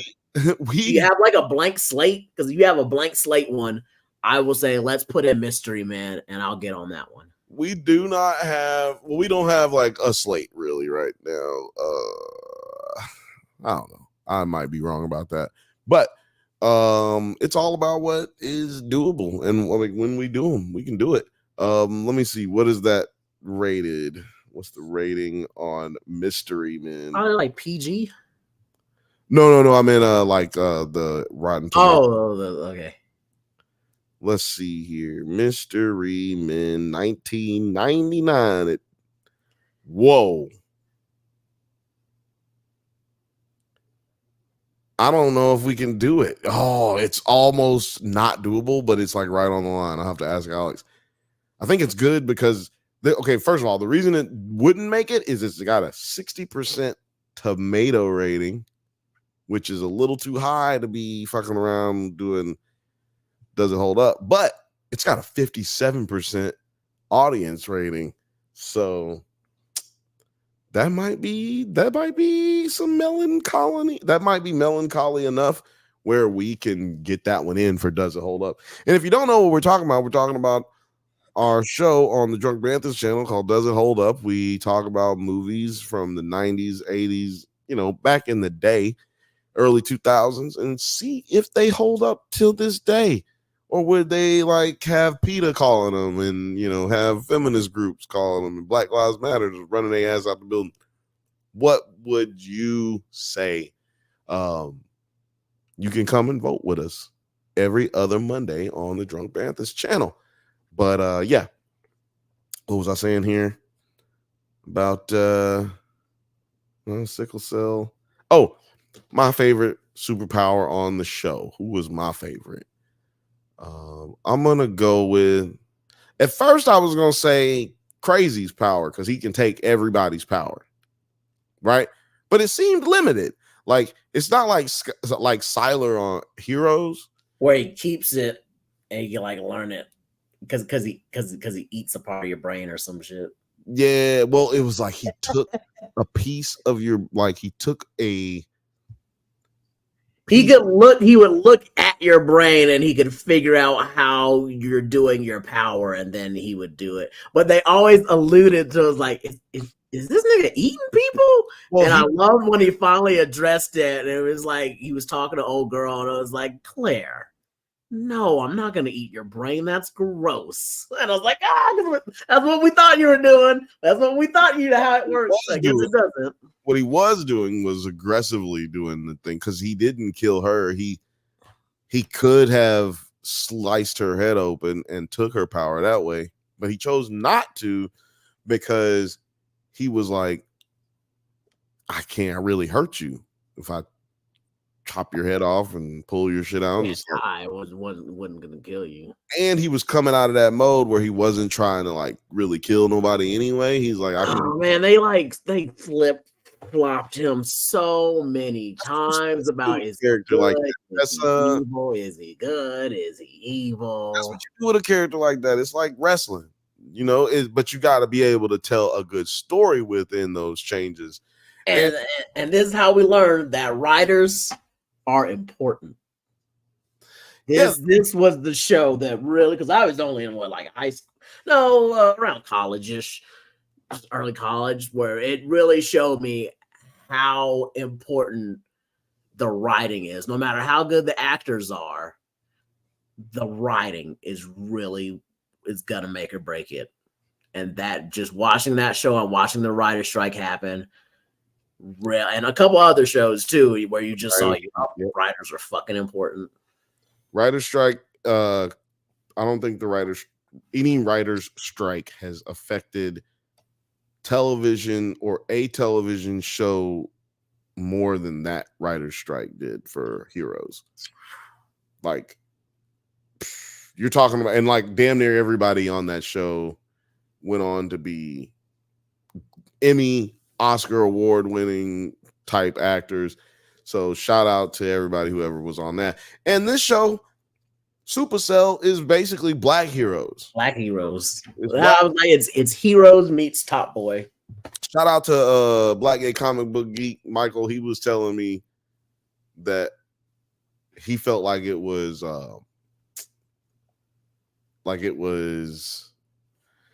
don't know how you say it. He felt like I was taking away from Supacell to say that it's Black Heroes. Like, it kind of takes away from it. But I'm like, nigga, it's Black Heroes. Like, it don't take away from it to me. It's Black Heroes. I feel like, while I like the concept, it's not that original. It hasn't really been done this way. But like I said, it reminds me of Heroes. It's just like Misfits. Right. It has aspects of Top Boy. And really, it's exactly like a comic book called Black, where they live in a world where people are developing superpowers, and the only people developing these superpowers is a small sect of Black people. So it was like, if you were Black, you had like a 5% chance of developing a superpower, and nobody else in this world developed superpowers except for Black people. So, and of course, there's the creepy white-run shadow government that's trying to like capture and experiment on them and all this other stuff.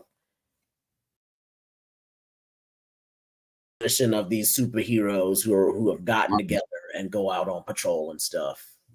My bad. Like, yeah, this is a whole comic book right here. Black takes place in America instead. Never seen that one. I need to check that one out too. Talking Turd said, I like the dude in Mystery Men. Oh yeah, he already said that one. And he said it really is. I would like a sequel to Mystery Men. I could see them doing a sequel to Mystery Men, because that's the type of comedy movie where you get like older, obscure comics and like try to give them a boost for their shit. Like, we got Paul Rubens coming out. That was like, it's been a long time since people had seen Paul Rubens, and he came out as the spleen. Hold on. What's going on? I'm trying to type here. Oh, I think that there is a Mystery Men sequel-esque spinoff. Kel Mitchell, Mystery Men.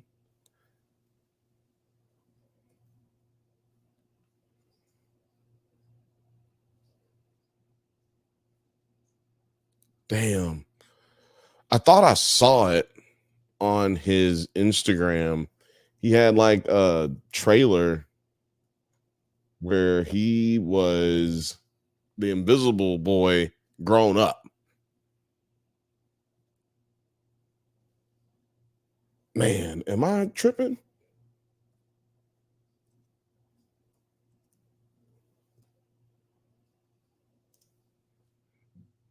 I guess I don't know.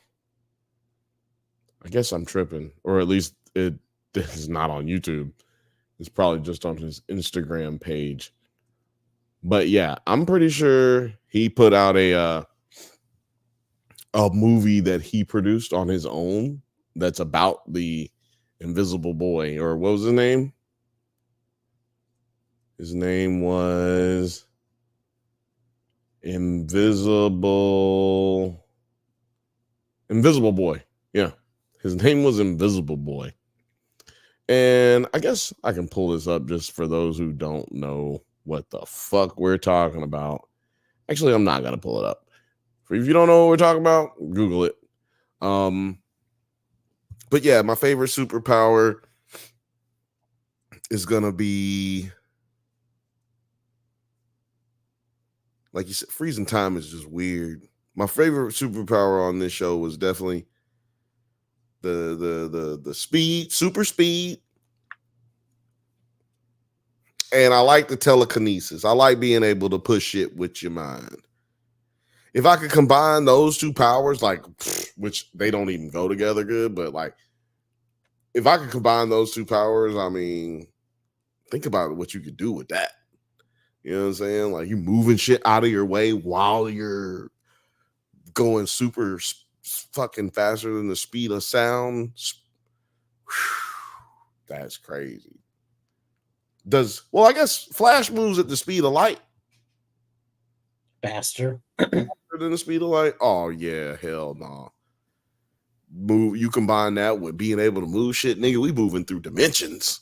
All I gotta do is go faster than the speed of light. We moving through dimensions. Fuck time travel.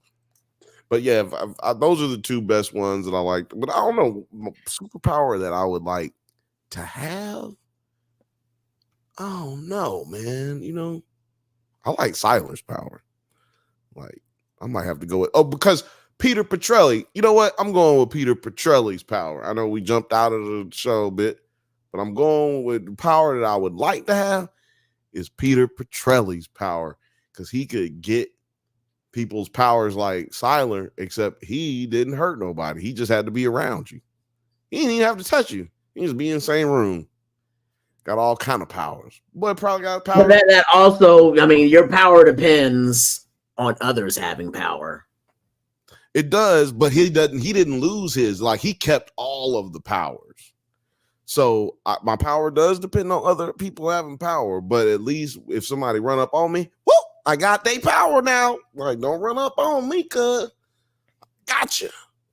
You know, so I'm protected, at the very least.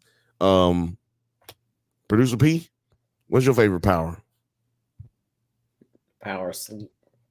Power of sleep. The power of being cute. That's it. That's all you got. Come on, man. Give us something. Is the camera too fuzzy? Is that why you won't get up? Your camera's bad? Okay, that's cool. That's cool. Producer P, everybody. Producer P. One day she's gonna do something, man. I promise one day she is going to do something. The power of puppies. Yeah.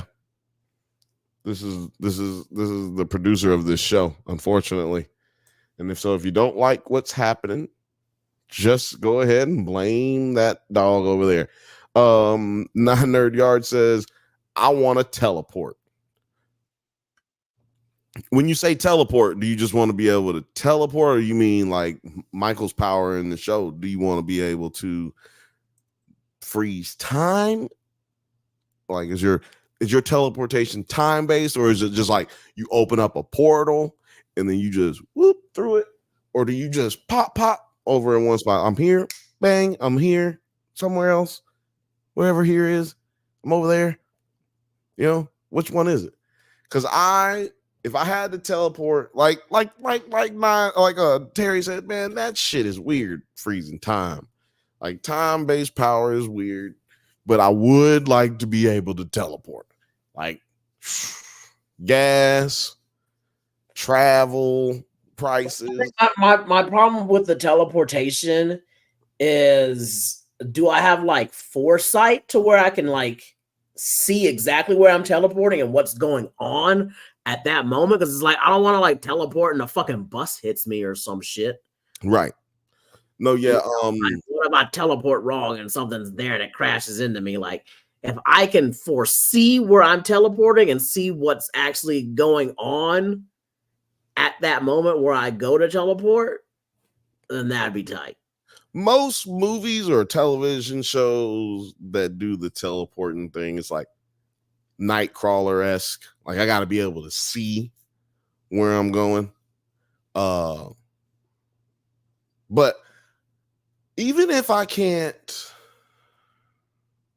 like, you know how Goku did instant transmission, where it looked like he was looking to see what was going on, where he could be at, and he was like, all right. I was like, yeah, that'll work. I tried that shit a lot when I was in school. I was trying to do it.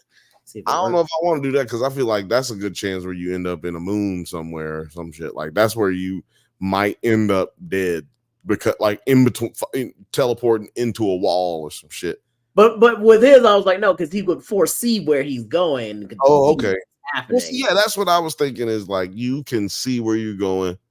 Like, my only if I'm thinking about getting to London and a spot is just like, yeah, I'm seeing the traffic that's going on, making sure there ain't no tree right there, and a bench in like on a park bench in London, preferably South London, because I will be hungry, and apparently that is where the good food is. There's this Jamaican spot oh man, that chicken was so spicy.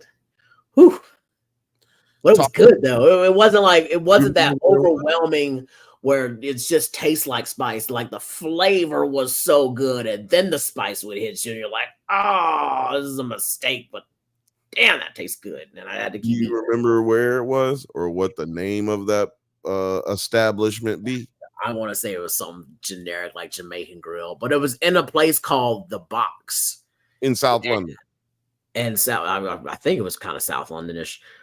The Box. And the Box is a whole bunch of these food trailers and a couple bars, all in these shipping containers.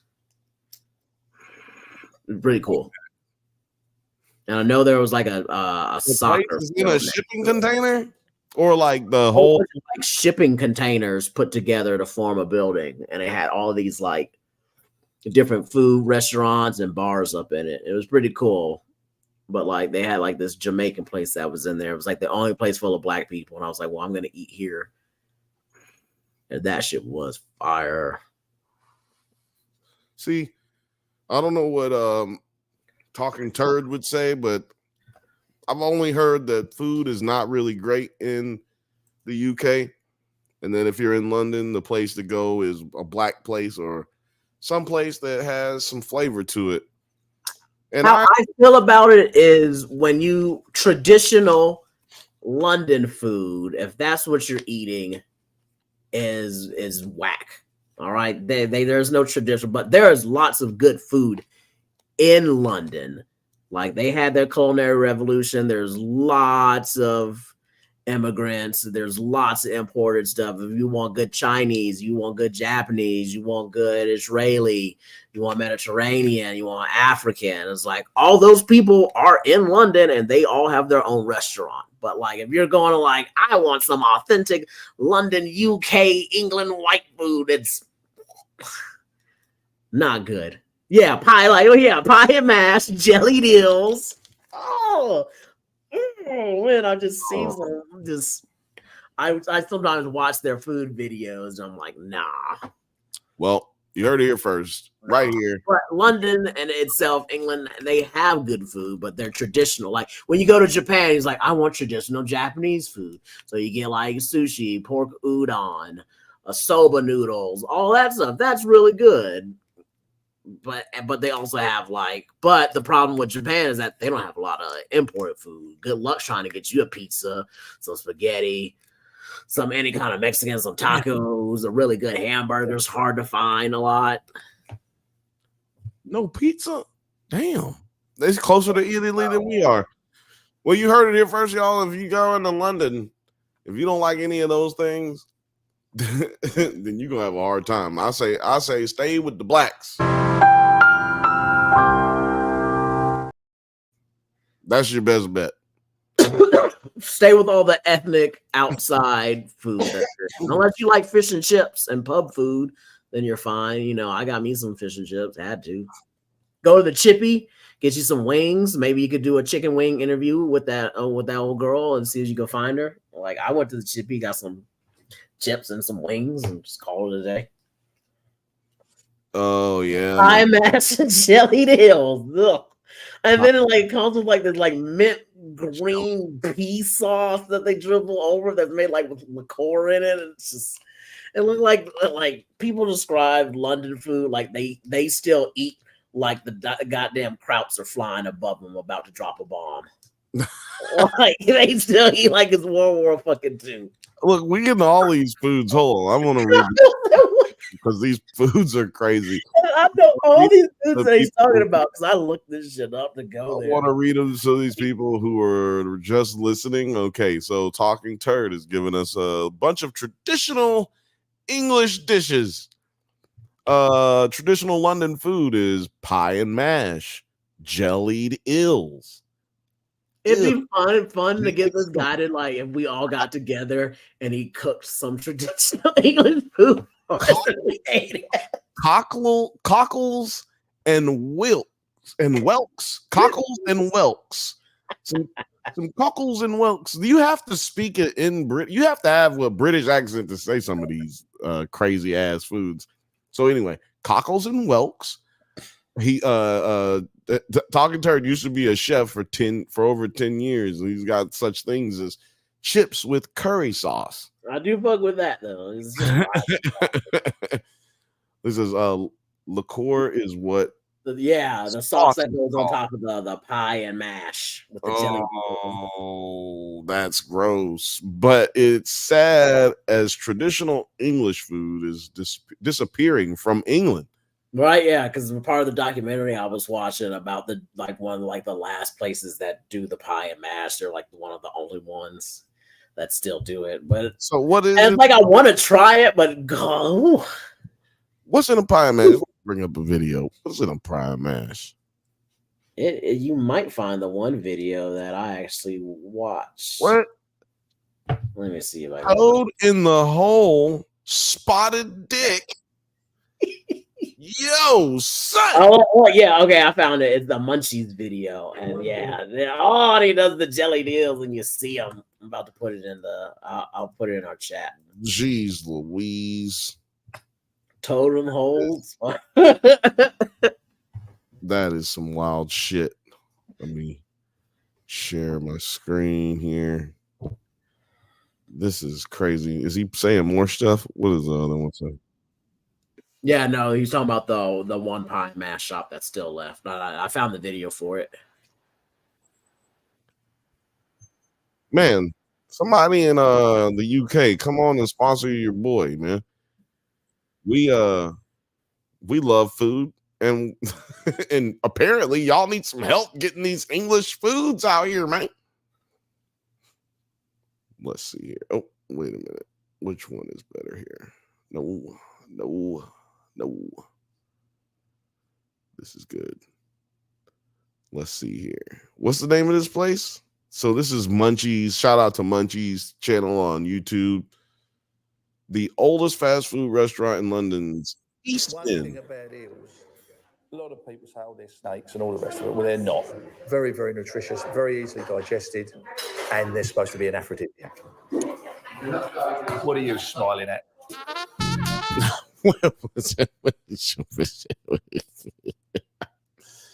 Oh, Especially in End. I would think that mostly because And that's it right there. Pie and mash. in the East End. I would think that mostly because That it was sauce. a very, very deep and thick meal. It was possibly one of the very first fast foods where you could walk in, order your food, and within a blink of an eye, you've got it on a plate, you're sitting down eating it. My great-grandfather, Robert Cook, apparently in 1862, he... hold on. The first fast food would have been something you could not put on a plate. just so y'all know, the first fast. They mean fast because they made this shit in such large batches. Like when you ordered it, it was like blah blah blah. There you go, like good on you, going on y'all. Good on you. Shout out to Unlocked KP. Unlocked KP says spotted dick. That shit is nasty. I tried a lot of random UK food when I had them. Oh man, I tried all, but I haven't done the pie and mash and jellied eels yet. oh man, hold on. Well, do I want to hear decided to put a meat pie with the mashed potato? No, it's because in the middle of the eel, this is the most I'm the most curious about. Eels. It's because in the middle of the eel, there's bones. And if you are unlucky, it doesn't happen all the time. You put your thumb in and the bone goes up your thumb, which is a lot of fun. But it does double as a wart, which is very handy. So I've got some eels here. So we got a comedian right here. Does comedy run in the family? Is that what in the hell was that right there? It does work as a wart. This is amazing. I love this guy. I'm going to prepare. They are live. I've had them in water, so they're not that lively. Oh, no. There you go, basically behind the flippers, or behind the ears, as we call it, straight across. Oh, Lord have mercy. Look at all quick as that. Gore. Then, across the belly, she's run away. And then all right, we don't need to see all that. Come on, man. Beautiful pieces of eel. So, damn. Wait a minute. First of all, and I like eel because I eat unagi all the time. They got it on the grill and skilled. So I like it barbecued. I don't like the sauce that you put on it. And he's saying this sauce is made out of eels, but it's just but they did it wrong. Oh, man. They did it wrong. Because they jelly it. That's how they hold on. The sauce is made out of eels? Uh-huh. What? Yeah, he goes in and explains what the liquor sauce is. I gotta tell you, man, that shit do sound nasty. Why you pouring me? I'm right. It do sound a little bit gross, but I want to keep going.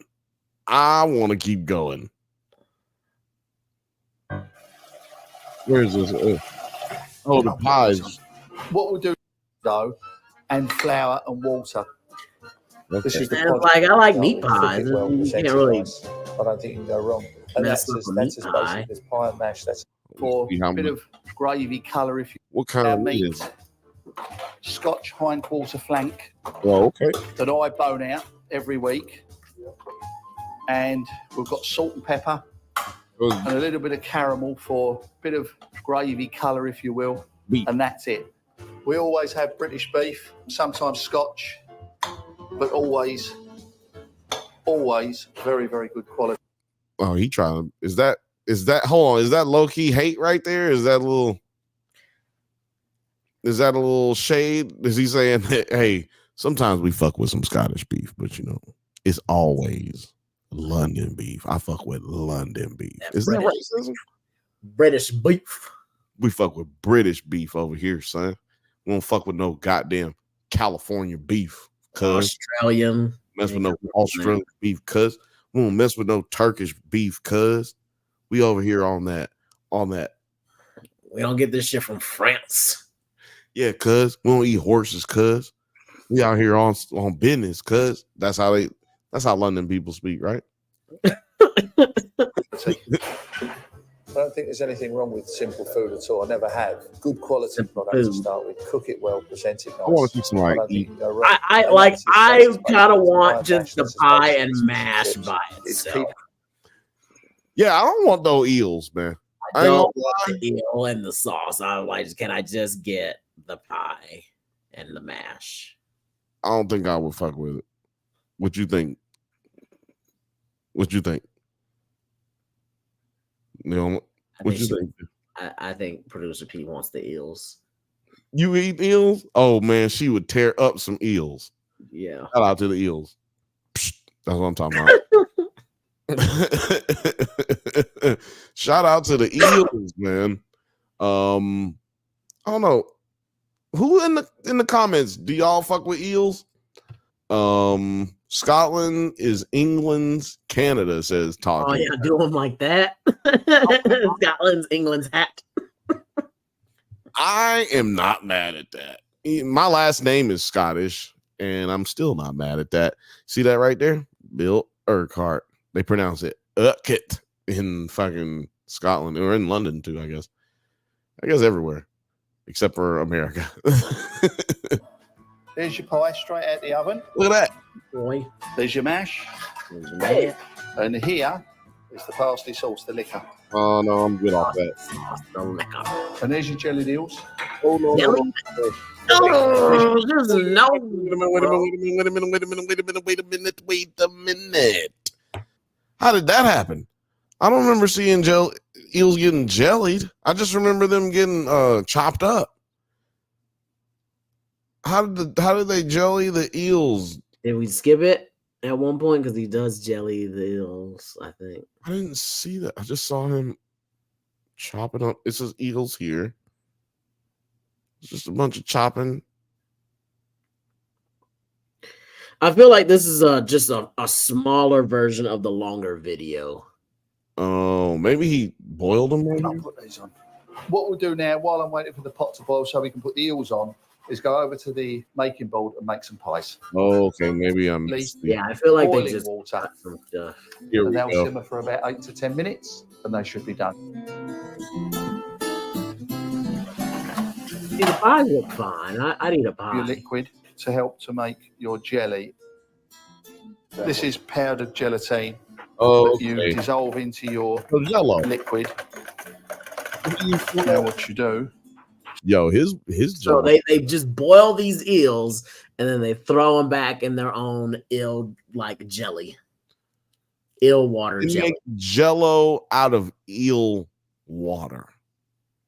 Yeah, And this nigga got his coffee next to this motherfucker. Like, this is just regular shit over here. Like, all right, let me see this. just take out your eels, handling them gently. You don't have to bash them around because they are quite tender now. We'll stick that in there so that they're nicely covered with jelly. Oh, and then They'll you put cool right in down the now. refrigerator. They'll go into the fridge and they'll be jelly by the morning. And then what you will end up with is jelly eels. Okay, Rachel, right? I don't quite see what the point of the jellied part is. I'm not in the comment. I can't see the comments right now, so bear with me, y'all. then you like And cover there's it your in jelly eels. sauce, too.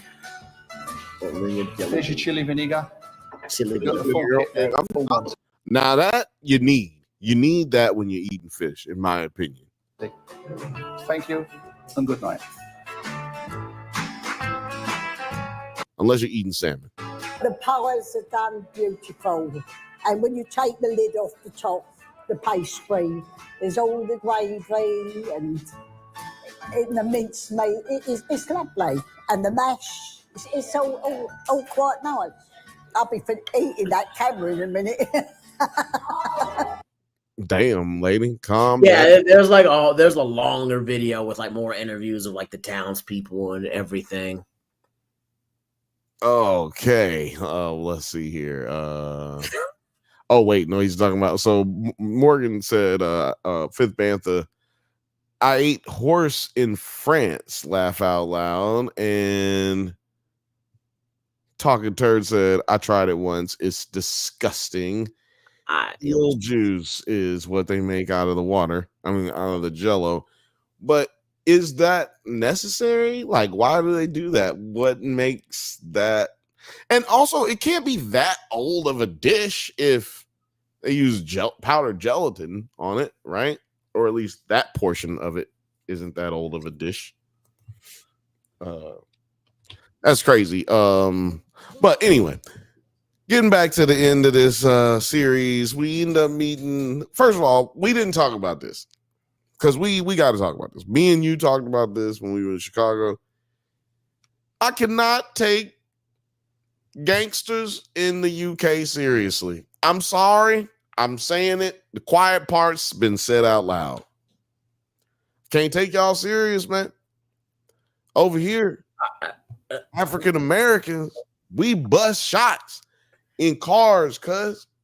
So it's wild to see it riding out on BM. So I was talking to a friend who is also she's black from South London.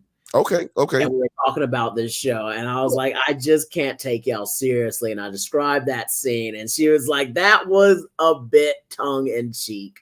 She was like, that's not really how they roll out now, but that's a bit tongue in cheek right there that they were doing. She was like, they were just being cheeky at that part. Because I was like, yeah, this shit does not make sense. That was too hilarious for me. I hear where she's get stabbed in South London because I would be laughing at them the whole time, and they'd have to shake me up. I can feel where she's coming from, but everybody involved in this show was like real street dudes. So why would they be trying to like make it cute? You know what I mean? Like, and I'm just saying, like, these, if you want to believe, I feel like maybe that might be a stereotype where they're like, you gotta be out watching out for those. Don't go to South London. Those black people will get you on those BMX bikes and stuff. So they were doing it. Maybe that's what it is. Yeah, maybe that's what it is. I feel like maybe that's like a white stereotype that they're making fun of. Right. I really hope so. I'm gonna tell you something. I really hope so. Rap Man, come on this show right here, the blackest show in television other than yours, sir. Come on over here, right here to the Bantha Bunch, and let me know, bro. I'm need to know because like I'm confused. Because right now, I'm not scared. Like I understand niggas got knives and shit. Nigga, I got a knife. You know what I'm talking about? I got you, and y'all got some crazy knives too. I'm not saying it ain't tough over there. I'm just saying, bruh, it's like me going from an American prison to a Russian prison. It's like, yo, I mean, from a Russian prison to an American prison. I guess that's what I should say. So, or it's a Russian prison to like even an American prison to a Norwegian prison, right? Deal, you know? Yeah, like I'm going to chill. Like I'm not going to like it's still prison and it's bad, but shit, it could be a whole lot worse. This is not. I'm used to way worse. It's like, come on, bro. I mean, I'll be out in 5 years off this murder charge in Norway. Where I get actually rehabilitated. I'll have me a job and a degree when I get out. Man, where was it? Oh man, there's some country out there in Europe where they have like fields that they go out and hang out on and work on the prisoners and dudes in jails for murder, and they getting out in like 2-3 years. It's like, man, yeah, I've been here for about 7 years, getting out in 3. What'd you do? Oh, I committed murder. I killed 4 people in a small family in Udenberg. Like, what? But see, if we kill somebody over there, we going to jail over here. Exactly. They sending our ass back, and then you kind of got to be like a terror over there, where they just like, we need to get our justice on you. Yes, exactly. See, I'm afraid to go to jail while in Japan because they hold you for like they can just like hold you before you even see your lawyer. They can keep you in jail for 90 days before you can make that phone call. They have the right to do that. Over there? Fucked. Yeah. That's any crime. crazy. And another thing that they can do is Damn. that and this is for only one charge. Only one charge counts as that 90 days. So if you get like 2-3 charges, guess what? You're gonna do 90 days on that charge. They'll let you out while you're handling that case. And guess what? Blah, blah, you coming back That's for how another they do, 90 days on your second sometimes here. They do that sometimes here where they may know that they ready to charge you for something else, but they'll let you just sit there and like even if you're like in prison and you did like 8 years, you might think, oh yeah, I'm getting out now. And then that's when they hit you with another charge, and then you go you just get transferred to another jail. Or you go back to the same one that you was at as you thought you were literally getting. Well, like this is before you can get bail. This is before you talk to a lawyer. Right. No, yeah. Older, it's just not. I was like, that's crazy. Like it's their way of doing the same thing. Yeah, it's their way of doing the same thing. At least lets you call people the first 2 days. You call somebody, you can try and get out. You can try and bail yourself out. Japan says, nah, we just got you for a straight 90 days. Just for fun. Fifth Bantha says, you see most dangerous U.S. cities list? It came out, and Birmingham, Alabama is number 2, and Mobile, Alabama is number 3. Who's number 1? Is this still St. Louis? That's yeah. Who's number 1? Morgan, what the fuck, dog? Are you giving us half the information? Give us the top 5. So I can, I need to know the top 5. I want to see if Texas Beaumont made it back on there again. That's MT talking turd says you got to be more gangster without a gun. Watch a British movie called Scum about a young offender's prison. It's the movie. So the movie's called Scum. It's about a young offender's prison, 180 days. Yeah, 88 days. Theo Lacey. Woo. Okay. And you were right. You were right, Terry. St. Louis is number 1. Always number 1, boy. Number 1. Shout out to Crown. They must have some serious superheroes there. Baltimore is number 4, and Memphis came in number 5. Shout out to the South, keeping it and holding it down, making sure that niggas is keeping it grimy. I know technically St. Louis is considered the Midwest, but they country as hell. So I'm gonna call them the South. They consider country grammar, so I'm gonna call it the South. And goddamn Baltimore, be more the only East Coast northern city holding it down. You know what I'm saying? Y'all ain't got nothing on us. Yeah, what? Philly's not on there? Philly's not that dangerous. Chicago's not on there. Philly's not on there. Detroit's not on there. LA is not on there. So tell your Republican friends to suck your dick when you pull out this list, because those are the places they try to make seem one of the most dangerous places in the world to be. Now, I could have told you Memphis. Memphis should probably be number 1. But the only place I've ever been in my life that's more grimy and gritty than Memphis is Birmingham, Alabama. And I used to live there. I grew up there. So shout out to everybody who was on the top. I always reminded the King of the Hill joke when I was like, hey, what's the bad part of Memphis called? Memphis. Yes. The bad part of Memphis is called Memphis.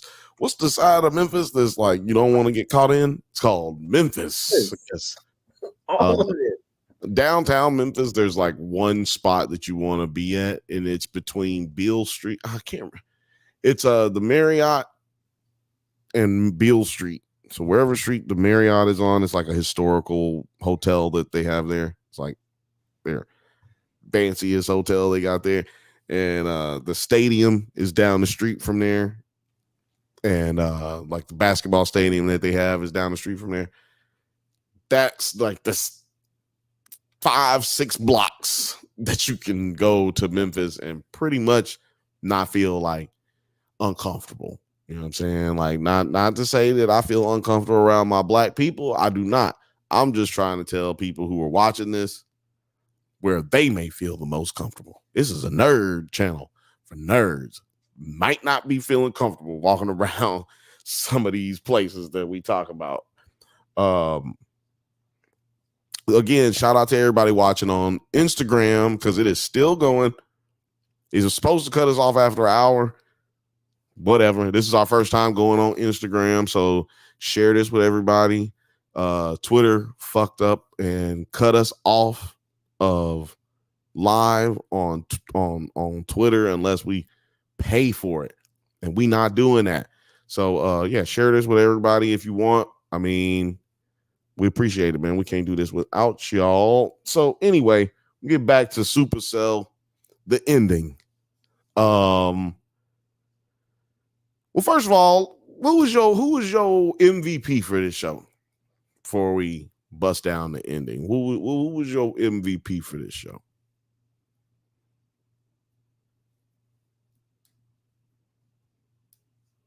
He's thinking. He didn't freeze, y'all. He's thinking. Yeah, time has not been frozen on me. I can tell you who it was not. I didn't like Strong Guy and his I'm a single dad. Okay, yeah, let's go with your not MVP. And I really don't like his the strong power. Like, okay, like, does that make him invulnerable during that time? Can he take a bullet? He got stabbed. Oh no. He's just strong. So I was like, okay, not too good. And invisibility is kind of lame, but I have to say, I kind of did like. I do like the UK gangster scene. I like that. I like the gangland of it. So Taser kind of has one of the better storylines for me. So he might be my MVP as a person I enjoyed the most. But then I also have to say Rodney as a former seller of the 10 out of 10 Cali super good flour. You know, I like him a lot. Respect the hustle. His best friend was Spud, loved him in Top Boy. So yeah. Yes. And they was running game like the whole time too. They wasn't just like these like they were probably the most like buttoned up characters or whatever, but they was and I felt bad about his backstory with like, you know, he's mixed race. His dad was black, but we don't see what happened to his dad, but we can assume he's the one with sickle cell. And you know, he tries to visit his white mom, who's now remarried with a white man, and we find out that he didn't take him in, and he had to like live out on his own since he was 16. I'm glad you brought that up. Because I got a theory. I think that Rodney's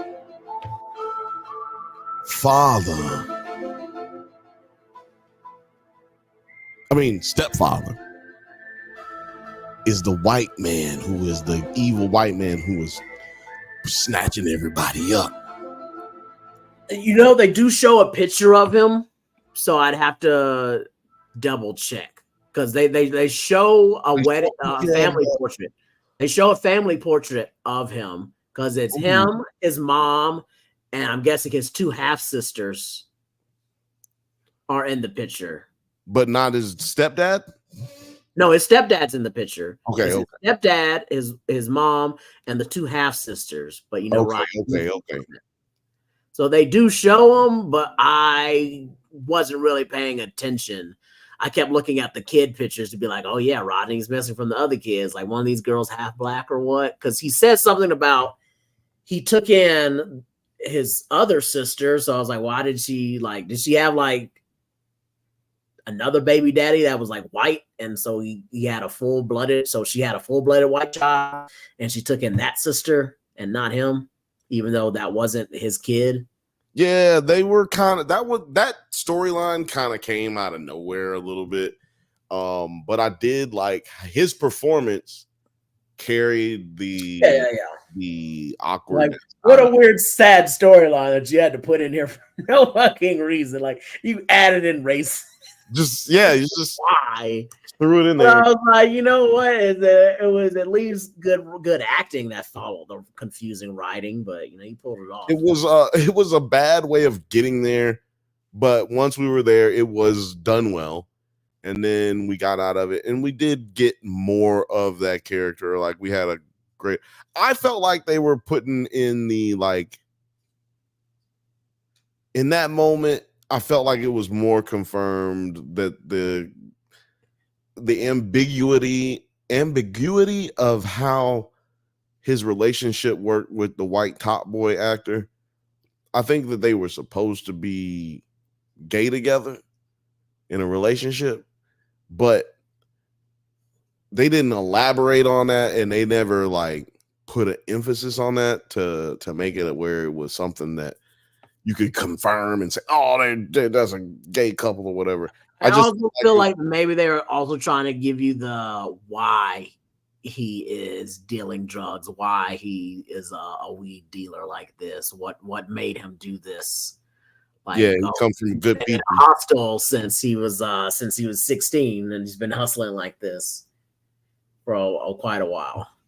Yeah, and he comes from a not really a broken home, but definitely not a home he's not welcome in. And how does that even happen? Like, I'm 16 years old. You just right? Like, it's like, what kind of mom are you to be like, you're not gonna take one of my kids? Like, what the fuck? No, that's like that should be a deal breaker right there. Like, what the fuck? Yeah, no. That well, I mean, unless you're a Nazi, I guess, yeah. That like that's the only way I can see that happening.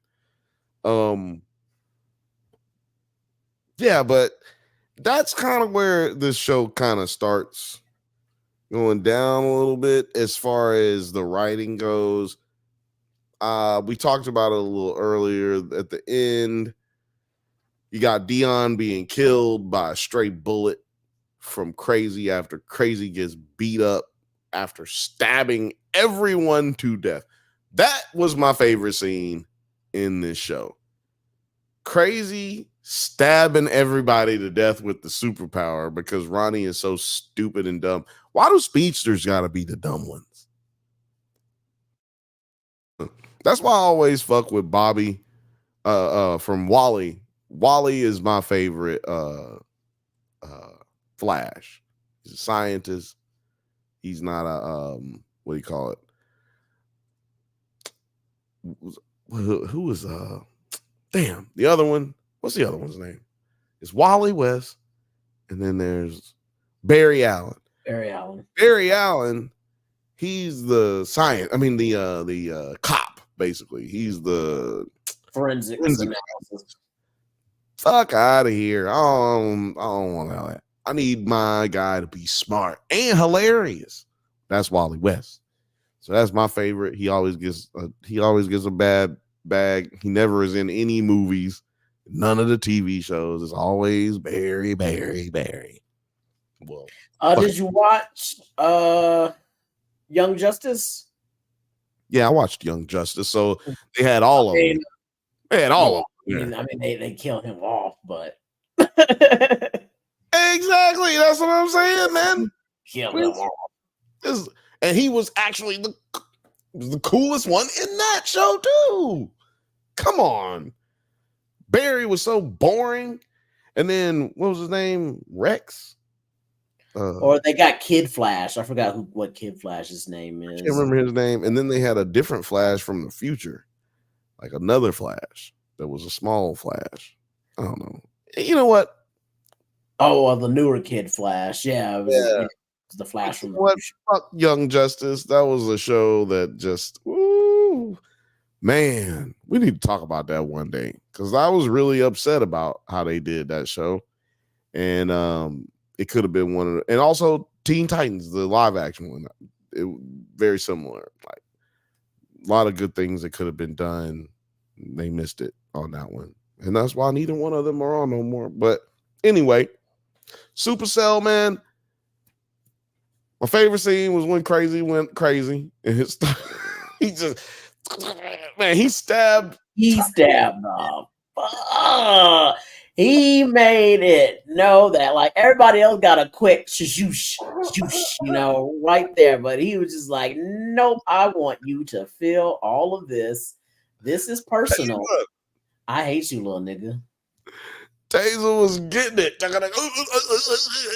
Hey, I know it's not. Look, first of all, people dying is not funny, but damn it, if y'all go to that scene, And he was giving him his villain goodbye speech too while he was stabbing. That's what really took so long and why he got stabbed so many times because he was talking to him. He stabbed him like 50 times, and then he starts giving him the speech and stabs him another 50 times, and then he stabs him like 3 more times. And I was like, God damn, these dudes are supposed to have been ex-best friends. Like, this is something that's like, this dynamic has just gone to this level. Like, right? They really like to say how they're like, he was all like always trying to be crazy and like be because he was like his younger and was like crazy came back and was just like real disrespectful to him and didn't try to get it. Like, I thought this was like your little homie. You're not going to give him the benefit of the doubt and figure out what's going on. Like, they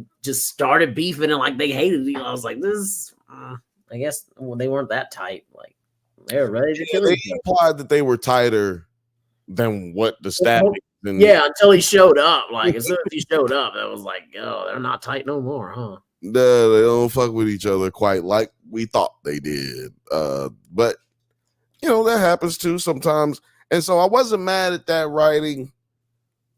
I just felt like the ending needed, I don't know. This is how I know I like a show, right? At the end of the show, I feel like, oh man, this is like, this is it. This is it. Like, this is it. Like, damn, like, I need to see more. Like, I need to see more of this. Not in a situation where I'm like, oh, finally, we fucking, you know, like, I'm finally done watching this burdensome fucking albatross around my eyeballs. Like, I don't have to watch this shit no more. No, this is one of them that I was like, damn, this is a good movie, but I mean, good show. But I was just like, wait, I wanted more out of that last scene. Powers wise, I felt like they saved a lot of their budget for that last episode, where in that last scene, really, I mean, it's not the last scene, but that last fight scene, I was expecting a little bit more from the power aspect. I felt like they did a little bit too much writing for those fight scenes. Like, we gotta get this power out of the way, so this power gets hurt by this power, so that this power can now do this power. And it's like, look, let's just make them fight, you know, and then and then we'll figure out we'll get to that storyline, that plot device that moves us to where we need to move to, i.e. the gun that ends up killing Dion. But we don't have to like cancel out these powers so that we can move along our plot. Just have them fight, and because we don't care about, like, it already, you do a power show, a show about people with powers, there's gonna be so many holes in everything that happens. Like, there's really no point in trying to cover up every single plot hole, or, you know, cover every aspect of what's taking place. I do think that has to do with that our writer for this show, or our main writer for this show, at least, I'm sure there was some rewrites and shit, but our writer for this show has written like 2 things that weren't raps, right? So I'm hoping that next season we get a lot more involvement from a lot more, from other writers, not like a lot of writers, but a lot more involvement from other writers who have more experience, but who are also dedicated to still telling the story that Ratman has embarked upon and got us locked up in on, because there's a lot here for this show. And I'm positive the budget will go up. Everybody's budget goes up when you get another season. And hopefully they can get Michael Cleat, somebody that worked with Michael Cleat. Hey, Cleat, Michael, hit me up. We supposed to go do lunch when you came into LA. We supposed to did that. Let's do it. Because I will not be in Vancouver anytime soon. But yeah, man, hopefully we can get an Emmy nomination for season 2 of Supacell, right? Like, I mean, if you do an interview with Nerds at Night and the Drunk Banthas, you will get an Emmy nomination. So far, that is holding true. Atlanta, motherfucking, did Dave get an Emmy nomination? I was just now checking that. Okay, well, Atlanta, Warrior, Shogun, they have all had Emmy nominations. And they've all been interviewed by this group of people right here. Us. Wait, hold on. This guy, 9 nerd yards. Shout out to Blake Money Mayweather, and shout out to Money Blake Weather too, because that's what it actually is. And shout out to Kirsten, and shout out to Jeff, and shout out to Alex too, even though he hates women. Because we have all helped get people an Emmy nomination. And hopefully we can helped people get an Emmy award. At least that's what I'm telling people. Shit. I'm gonna tell everybody. We did that. How'd you feel about this ending, man? Like, did it hit right on the nose for you, or a little too hard on the nose for you, or was it a good cliffhanger for you?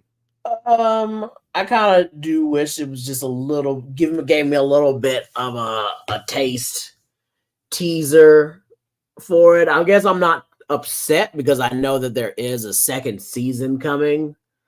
So like there's gonna be more of it. So I guess I don't need too much more. But yeah, they could have done a little bit better on it. But I'm excited. I'm really glad. Like I started watching I got to the 3rd episode, and that's when I found the news out about them getting a second season. Like, I'd really hate to have watched it and not known that they're getting another season, because that would have made me mad. Just waiting. But yeah, glad I got the second season. I'll be watching it. I think I'm gonna do a long format breakdown in replace of doing Top Boy season 2. I'll just do this one instead and throw it on there. I'm thinking this one, and there's another UK show that I watched called Champion. That was about an up-and-coming rapper and his sister that helps write his music for him, and her becoming a singer in her own right, but then working for a different label, or working with because he didn't want to give her a chance, and so she went with a rival rapper, and then she ended up blowing up, but he has mental health issues and got arrested before, and so he ends up fucking up his career while hers is on the rise. But then she has a fallout with her parents because they were his dad's super fucking Jamaican, and he is stereotypical Jamaican, having the secret family and everything like that. Jamaican. So that's pretty good. It's called Champion. It's still on Netflix, so that's another British show if you want to watch it. And of course, the main actor is a fellow Top Boy alum.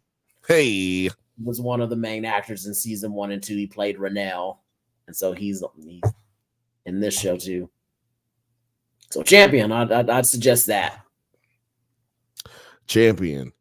I'm gonna have to check that one out too. A lot of shit to check out off of this episode of Bantha Bunch. We giving y'all lots of shit. I got a lot of homework to do. Talking Turd says British series tend to be short, only 6 episodes occasionally. They may have 8 episodes, but they are always too short. Just as you get into them, they end. That was another thing that I meant to mention, is that this was way too short, but I didn't feel that way. I really didn't feel that way when I watched it. I felt it was just long enough for a first season. Yeah, I was not aware of this information here about the status quo of British television, but my dog was over here, like Penny's over here, just like having an issue. She's very itchy. She's having itchy issues. Come here. Anyway, yeah, I wasn't aware about the 6-episode thing, but that makes a lot of sense, but I didn't have an issue with it. Normally, I have an issue with short episodes. We're having an issue here in United States television where we're doing episodes that are only 8 episodes and instead of 10. And before that, we were having the issue of 10 episodes instead of 24. So I think it's just about how good you tell the story. Although I feel like if you're just going to do 6 episodes, sometimes you should just do a movie, in my opinion. They clone Tyrone type movie that may be only meant for streaming, you know what I mean? But it's still, because it's on streaming, you have the room to tell your story and not have to worry about like studio constraints as far as feature film stuff goes. Talking Turd says BBC is publicly funding and pre-cable dedicated television in the UK once it was Once Upon a Time. Ooh, yeah. I knew that. I seen The Crown. I watched The Crown. I know about all that. I'm from Alabama. I'm a well-educated man. Producer Penny, what was your... Hey, don't leave. I was just about to ask you a question. Oh, man. Come on, man.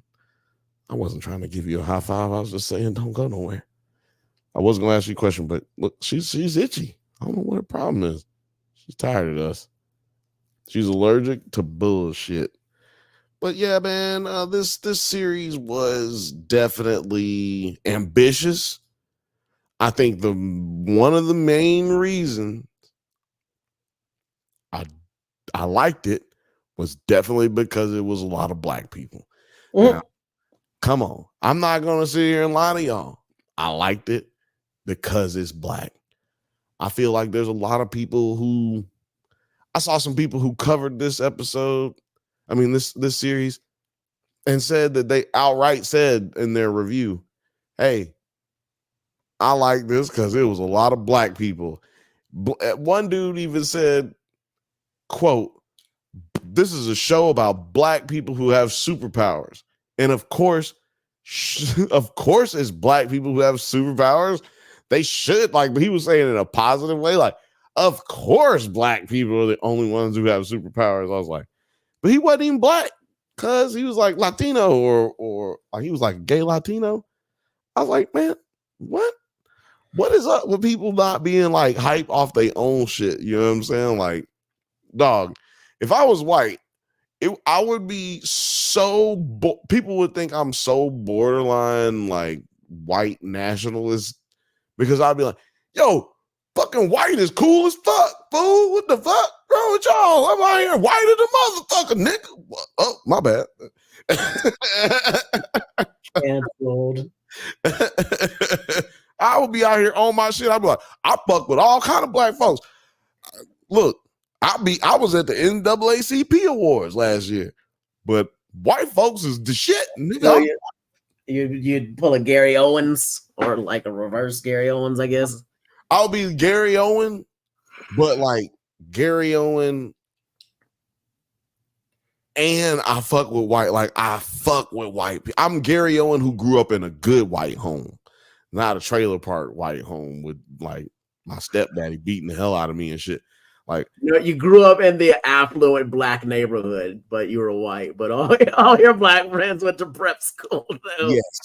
Yes, that is me. If I was white, that is the white. Even if I wasn't that kind of white, even if that wasn't my background, that's how I would be. I would still talk like I talk, and I'd be like, "No, fool." Well, I wouldn't. I guess I can't say nigga no more if I'm white. But fuck all that. I'm not worried about that. I would have never made that a part of my lexicon, right? Like He went to Morehouse. yeah, That's the white dude. White dude that went to right. Morehouse. Let me tell you something. If you black, if you white, I'm gonna give y'all this cheat code right now, and at least 100 people probably gonna watch this damn episode. But I'm gonna tell you, I'm gonna give you the cheat code. If you white, why in the hell are you trying to go to college at Harvard or Stanford, UCLA, USC, Michigan? Nigga, go to a fucking HBCU. You can go to school on a minority scholarship. It's not just for minorities of like if you're a minority in that school or if you would be a minority at that school. My English teacher graduated from, man, should I say this? I'll say it. He graduated from Miles College in Birmingham, Alabama, and a historical black college is where anyway, a lot of famous black people went there, right? Well, he went there, white as hell, from Coleman, Alabama, goddamn on a chicken farm. Motherfucker couldn't get into none of the other schools. He applied for Miles. They said, hey, you can go here for free. That motherfucker went there. He ain't never been around no black people his whole life. Decided, hey, this is where I'm going to college. Everybody in his high school was like, what are you going to go there for? He said, shit, it's free. Like, you don't have to be around a whole bunch of black folks. He was like, well, they said he was going to have to be around a bunch of black folks. I know they said, you're going to have to be around a bunch of niggers. And, and he was like, kudos to him. He was like, man, fuck all that. I ain't worried about none of that. I'm trying to get this bread, trying to get this education. You know what I'm saying? I'm trying to go to college. He said it's the best thing he ever did. He said he hung out with white people his whole life. He got to hang out with black folks. He said that was the best time in his whole goddamn life experience. Like, come on, man. Go to a historical black college. I'm trying to get my stepson to go to historical black college.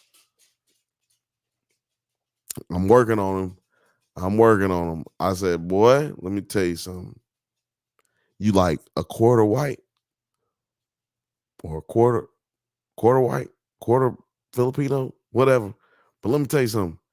You can go to HBCU and it's free. Man, wait till he turns 16. I'm gonna be telling him, look, bro, you can go do, you know what I'm talking about? It's gonna be popping. So I think I'm gonna convince him to go to one. Because you can always visit a campus that's cool, a bigger campus somewhere else. You could always do that. Like, don't worry about that. But yeah, what was we talking about? I just went off of HBCUs. But I fuck with this movie, and that's all I got to say about that. I'm done talking about Supacell. Ratman, hit me up. Quit ducking and dodging me. I ain't even looking for that $7 you owe me, dog. Just come on to the show. Do the show and let's talk about nerd shit, man. You clearly a nerd. Like, shout out to this fucking rapper ex-drug dealer, street dude who decided he was going to make a sci-fi film or a television show. I think he wanted to be a movie first, but he was like, I'm gonna fucking write this sci-fi shit. He was on tour, did an interview. He said, I'm gonna write some sci-fi shit. That was 2019. And now here we are. We're talking about his show. I'm telling you, man. But he didn't do it in the UK. He did it in America. He sold it here, made it there. Only in America. Sorry, I'm just trying to take credit for some shit. Let's see here. I'm trying to go through our little comments before we get out of here. Talking Terry says, as a white dude, I love reading shit like that. As a white dude, I don't think that we use honky enough. Imagine an all-white gangster rap group called Honkies with Attitude. I'm not mad at Honkies with Attitude, to be honest with you. I probably would listen to them. Being a honky, my honky, you feel me, honky? I'm not mad at that. I'm not mad at that. Like, why can't we get that going? Because white folks like saying nigga too much, in my opinion. Like, I say nigga, but I grew up around nothing but niggas. So, like, when I walked outside into white world, I didn't even know white folks knew the word nigga. I didn't know they knew how to say nigga. I thought they just was gonna say nigger. I thought that was all I was gonna ever hear. But then you got, yeah, nigga. Like, wait a minute, hold on. What? I think you need to calm down, mister. So if white folks started saying, like, let's just say talking turd, that white folks just started saying honky tomorrow and like, yeah, honky, yeah, my honky. Yeah, and like they don't say it. Hey, Terry, they don't say it with the Y. They say it with an A.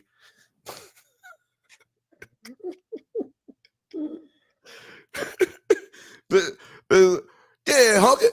Yeah, honky. Then I would stop saying honky. I would never say honky ever again. If motherfuckers, if white people started saying honky today, in the morning when I wake up, you'll never hear me say honky ever again. I swear to God. I call it the H word for the rest of my motherfucking life. As long as white folks just stop saying nigga. You know what? I wonder what chaotic theory would say about this right now. Just ask. I'm just saying. I'm asking for a friend. I just wonder what he would say about this right now. That's like, this is when you need conservative friends right here. Actually, first I want to read this one. Little Frosty said, Terry, did you see any famous people at BlurredCon? Blurred, BLERD, Black Nerd. Yes. There was Phil Lamar was there, and so was Walter Jones, the first Black Power Ranger. Phil Lamar and Walter Jones. And Ashley, can't think of her last name, but she was the first female Black Power Ranger. She was there. I want to say the dude who played T'Challa's dad when he was young in that flashback scene of Black Panther, he was there. And God, who else was there? I think another voice actor was also there. Damn. So they've been getting their like little their guest list getting better. Oh, Joy Reid. Joy Reid was there? Weirdest one, because she was like the last minute guest that they just somehow, because I think her kid wanted to go to BlurredCon, and I guess they found out and they were able to talk Joy Reid into being like, hey, do you want to like give a panel and do a meet and greet with fans and stuff? So she was there. I was like, that's weird as shit. Joy Reid is here, but apparently she was there for a kid and they got her to do a panel. Yeah, that's awesome. Phil Lamar, the Black Power Ranger. I was hoping, really hoping you were going to say, not for nothing, I was really hoping you were going to say, right? Yeah, I don't know why they haven't gotten him yet. He's probably extremely busy. And if there's a Star Trek, I feel like they've definitely asked him before or trying to get him. Yeah, if it's around like the same time as some Star Trek shit, then it probably ain't gonna happen. I mean, Comic-Cons are already popping right now. Like San Diego's is next week. Little Frothy, I'm trying to see I'm trying to make sense of this. Turd, is there a British equivalent to the word honky? He'd say, give me that honky D. Phil Lamar tight. Joy Reid is a big deal. And Just Blur. not in the nerd culture though. That's why I was like, well, that's weird, but that is a big guest. Yeah, Joy Reid is a huge fucking deal. But like you said, it's a weird situation to know that like to like you wouldn't assume that she's gonna be there. Even if she's there, you're still like, whoa, why is she here? That's what I'm saying. I Somebody really don't think they planned that out, and they just Somebody asked her when they saw kid her. was there, and they're like, "My mom's Joy Reid. She's not doing shit this weekend. Can she do something?" They're like, "Hell, fucking yeah, why not?" She probably had to let her kid in there, and they saw her, and she was like, "Oh." Because it was super last minute when they announced her. It was like two weeks beforehand. Or maybe she's just that big of a nerd, you know what I'm saying? And she was there and nobody expected her to be there. And she was like, yeah, I'll do something. Shit, fuck it. Like, one thing we don't do enough as Black people is talk about how nerdy we are. And we don't express our nerdiness enough. And that's why I believe there's not enough Black people doing what we're doing here.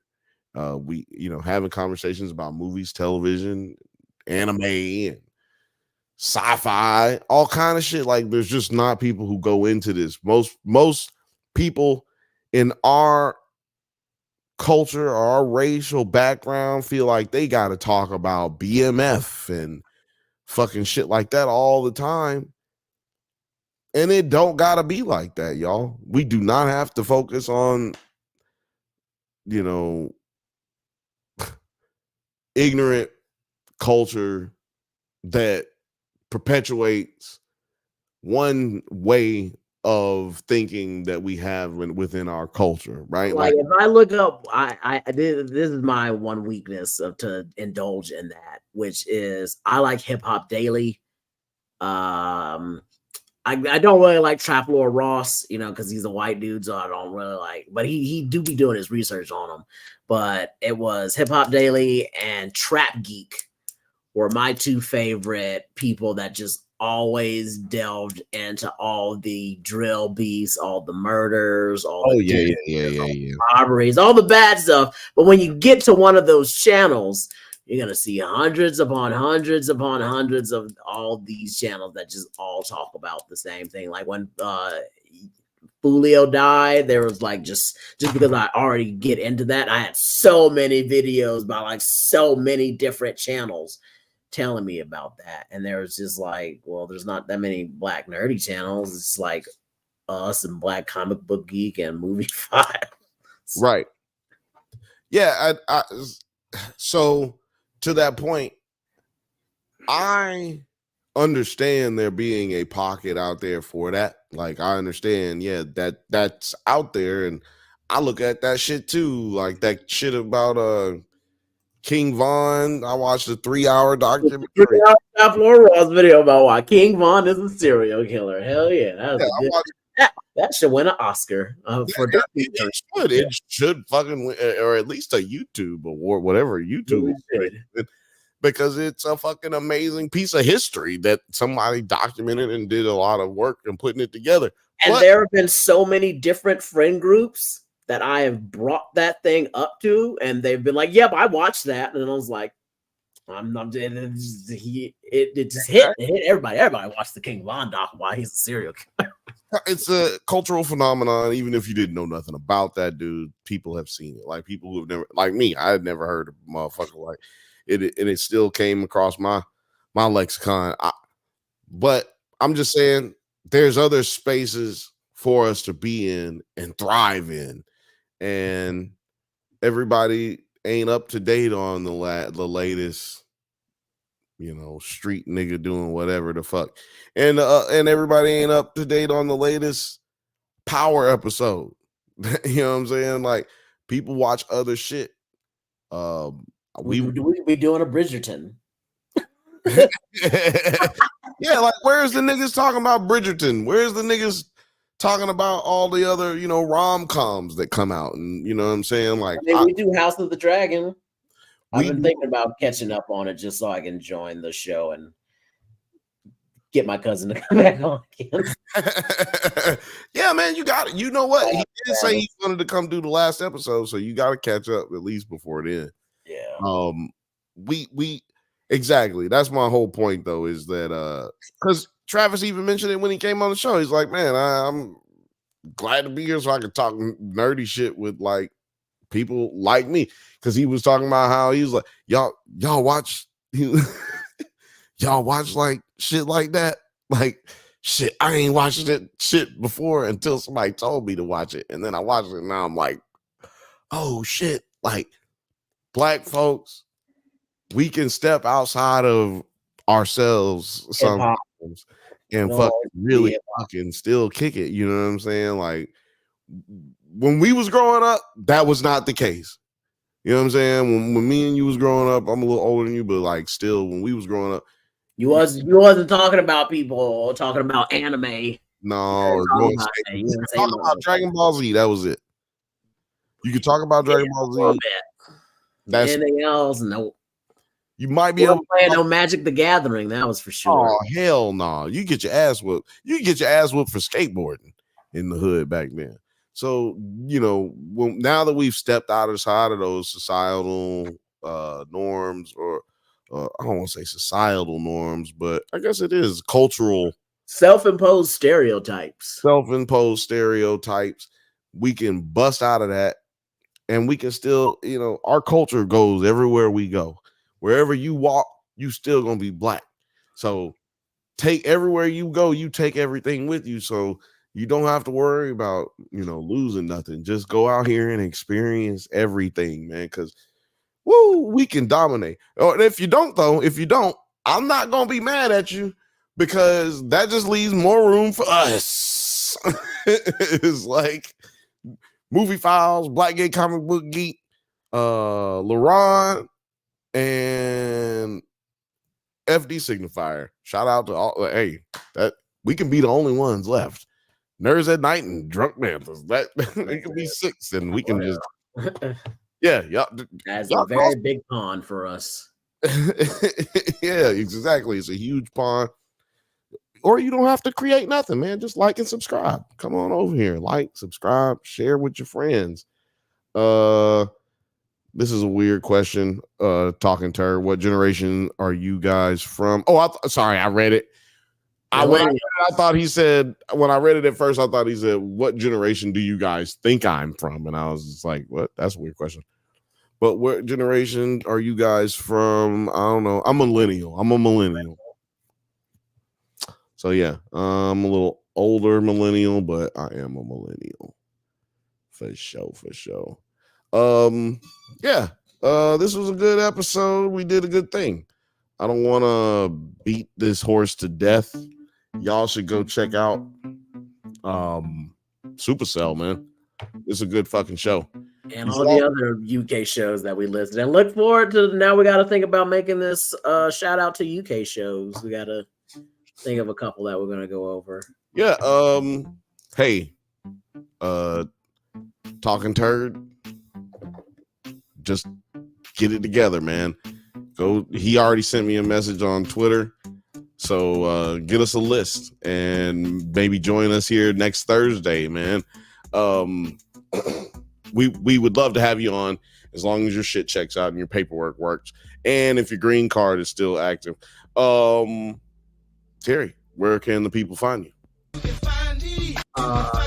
find me, man, always on my Pinstagram, or my Instagram for my pins, which is other side. Pins. The other corner. It's on mine because my camera's not flipped. It's right. It's right. Like, no, I have my camera mirror just so I don't have to remember which way to point. I fixed that. But get yourself some custom pins. I got all kinds of pins. Like, this is a specialty one that I just got. It's not for sale, but it's just showing you just how crazy the designs can get. Ooh, where's that for? Japan somewhere? Yeah, Chinese New Year. My or like here, you could do a little mashup. Goku Pikachu. Oh, Pika. And then I just did this a memoriam pin. Oh, dope. You know, so you can get your custom pins made. Like if it's not on my shop, you know, if you always wanted to get your own pin made, I can do that for you. And just a little demonstration of what we can do. All colors, all sizes. Yeah. Cheaper than liquor pins. That's right. And if you got a company and you want to get some pins off, you know what I'm saying? You can also hit them up for those. You can get a big ass bulk of thousands of pins from Terry. Do it. Make yourself go through it. Shout out to everybody who made a comment today, man. The comments was busting down. Shout out to Talking Turd. Shout out to the fifth Bantha. He said, talk to y'all Monday. He's out. And wait, no one watches. RD is my main channel. Oh, what's this? I don't know how to say this. It's on the screen. No one watches RDEE. Is my main channel. Just so y'all know, that is Talking Turd's main channel. No one watches ARDEE. Check that shit out. If you like it, I love it. Yeah, I am your favorite cousin's favorite cousin, Bill. And for Terry, that's him right there. And shout out to producer P. She went to bed. This is the Bantha Bunch Show. We do this every fucking Thursday, 7 p.m. Pacific time, right here on this couch and wherever the hell you watching it from. Man, thank you so much for joining us. We've been having a good time. I'm going to take this shot. Peace.